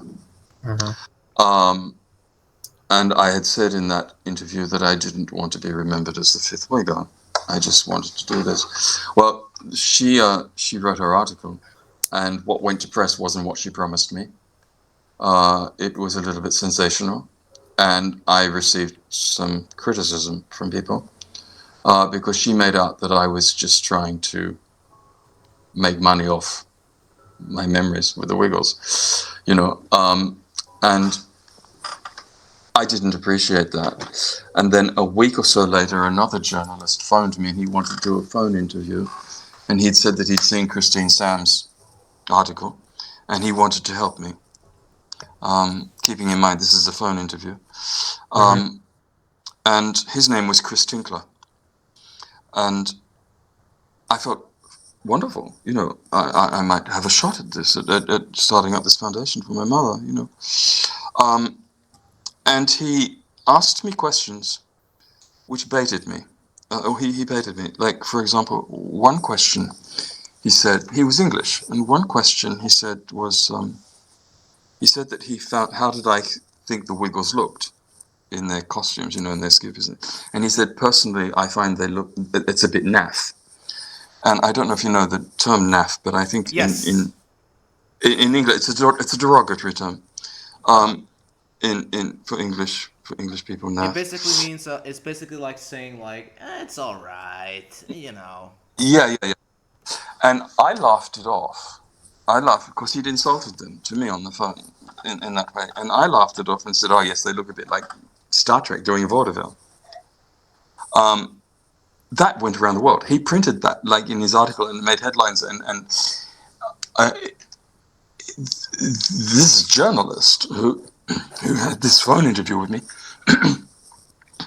he'd made out that I'd rubbished the Wiggles completely, and it was very difficult. So what I did during that time, he published my email address together in the article. I was getting dreadful emails from people, threats and everything, because people had thought that I'd criticized the Wiggles, And another thing that he had asked me as well was, what makes music educational for children as like developmentally appropriate. And the best I could offer him in speaking to a non-musician, to someone who doesn't know anything about music, was to equate it to food. So I said, well, it's the difference between a fine meal, like a fine meal in a restaurant, or fast food. Like, it's the difference between giving a child a really nutritious meal or giving them a plate of chips. And he took that, and the headline was that old Wiggles says Wiggles are no better than a plate of chips, or something like that. So he twisted my words around to make me look like I'd criticized the Wiggles, which I hadn't done at all. I'd simply tried to explain to him the difference between, entertainment music and music at a developmentally appropriate level. So, and I found the best thing, like the emails I got from people, threats and everything, it was very difficult. And I found the best thing I could do was just to remain perfectly silent through that whole process. But it wasn't easy. It wasn't easy at all. So, yeah. I don't know how we got onto that. How did we get onto that? Well, everyone, I do also have one last question for me. Actually, this is more a bit of a fun question and such for me and such. So, so real quick before I get into this one, obviously, have you ever heard of Weird Al before? Weird Al Yankovic and all that and such? Yeah, I have. I mean, that's going back decades, isn't it? Yes, pretty much. Weird Al. Actually, Weird Al was the one that did a parody. Did two parody songs of Michael Jackson twice and such. He did. He did Beat It, didn't he? Yes. Weird Al took a Beat It and made it into Eat It and such. That's right. And he also took Michael Jackson's Bad and made it into Fat and such. I remember. Yeah. So pretty much, let's say like Weird Al came up to you and personally asked, like, hey, could I, make a parody on one of your songs that you've written and such. you personally, if he was to ask, what kind of song would you like to see Weird Al do, like some kind of parody of, if he was to ask? What, off the debut album, do you mean? Not necessarily from the debut album, but just pretty much any piece of work that like you have written either during or even after the Wiggles and such. Most of the songs I've written, and there's not that many of them, are classical songs. And they're poetry that I've just, poetry by Shakespeare or whatever that I've set to music. I have no idea. I really don't know. That's all right. That's okay. I reckon you do the Man in the Moon kind of funny. I don't know. I really have no idea because I don't sort of write sort of songs that lend to that. Mm-hmm. And most of my output as a composer is instrumental music anyway. Right. Yeah. I think the closest one I would see Weird Al doing is Froggy with a Wooing Go. That would be funny. Happening, yeah. I wonder how he'd do Dorothy. Oh, that's actually, that would be. You know what? I could actually make make him do like some kind of like mashup between like Dorothy and Barney, of like some kind of like a parody of Barney or something. He's using Dorothy and such. Have Dorothy and Barney met? Yes. Yes. It was for I'm sure you two are not aware of this. It was for the launch of a US children's TV channel called Sprout Network, and there was Sprout. The PBS Kids Sprout, right? Yes. Yes. I want to actually do it now because I actually did watch it during my childhood and such. Yeah, and basically they did an event to I think it was to promote the channel, and basically Barney and Dorothy collaborated. Oh, all right. Yeah. So Phillip, thank you so much for joining us. It's been an honor. It's my absolute pleasure. It's lovely to meet you in this forum kind of thing. This platform. And we'll stay in touch. Yes. Yes. Of course. Definitely. Sure. Yes. And pretty much, if you ever want to come back on, maybe do like a follow-up interview and everything, we'd be more than happy to do so if you ever want to. Oh well, that's up to you. I'll leave that with you. But no, thank you so much. It's been a pleasure. Been a complete pleasure to talk with you. You're very welcome. You sound like you're the best of friends. That's really wonderful. Oh yeah, we definitely are. We definitely are. We definitely are. We definitely do have a chemistry between me and Barney and everything at this point. That's good. Okay. Well, I hope you have like a long friendship ahead of you, and I hope you get to interview some really fascinating people. Thank you. Thank you. Like I said, Phillip, thank you so much for coming in to do this interview. I'm very my pleasure. You have a good night. Is it night there? Yes. It's definitely night over here. Actually, in about 10 more minutes, it's going to be midnight over at my place. Oh my gosh. Okay. All right. Well, I hope I've done okay for you now today. I hope you provided a bunch of information that I was curious about, and now that I'm very happy that I learned a lot today from this interview. Thank you very much. Okay. Same here. I definitely learned a lot. I definitely learned a lot from this interview as well. So again, thanks so much for coming down. My pleasure. Okay, I will leave you both now, and stay in touch, please do. Of course, we will. Thank you, Phillip, and we wish you well. Blessings. God bless you both. God bless you. God bless you too. Well, folks. That was definitely a fun interview, wasn't it, Bonnie? It definitely was. Oh my god. And like I said, at least in terms of recordiness, almost 4 hours. So folks, hope you guys have like a long episode, and hope you guys have popcorn or something, because it's definitely going to be one of the longest episodes we've ever had on this channel before. And the longest video we've ever recorded so far. Pretty much. So guys, thank you so much for watching this interview. I'll be honest, there were some parts in the interview where I basically was shaking in excitement. I definitely don't blame you. Like I said, I definitely had a lot of fun. I definitely learned a lot. From this interview, and Phillip was a very nice guy and such. So definitely had a fun time. Me too. I'm definitely gonna stay in touch with him after this interview. Same here. So guys, if you guys enjoyed this episode of It's a Wiggly Wiggly Podcast, don't forget to hit the like button. And if you guys want to see more episodes of the podcast, hit the subscribe button as well. Also, don't forget to check out our separate channels, All Teapot 7 for me and Sequoia Diesel for Sequoia. And please please listen to Philip's compositions. He deserves a lot of recognition. Agree. Definitely agree. So thank you all so much for watching. This has been Bonnie with So Core to Diesel. saying thank you for watching, and we'll be seeing you guys real soon for the next episode of It's a Wiggly Wiggly Podcast. That's all, folks. Yeah, that's all, folks. Bye-bye. Bye-bye. Bye-bye. Bye-bye, and keep wiggling.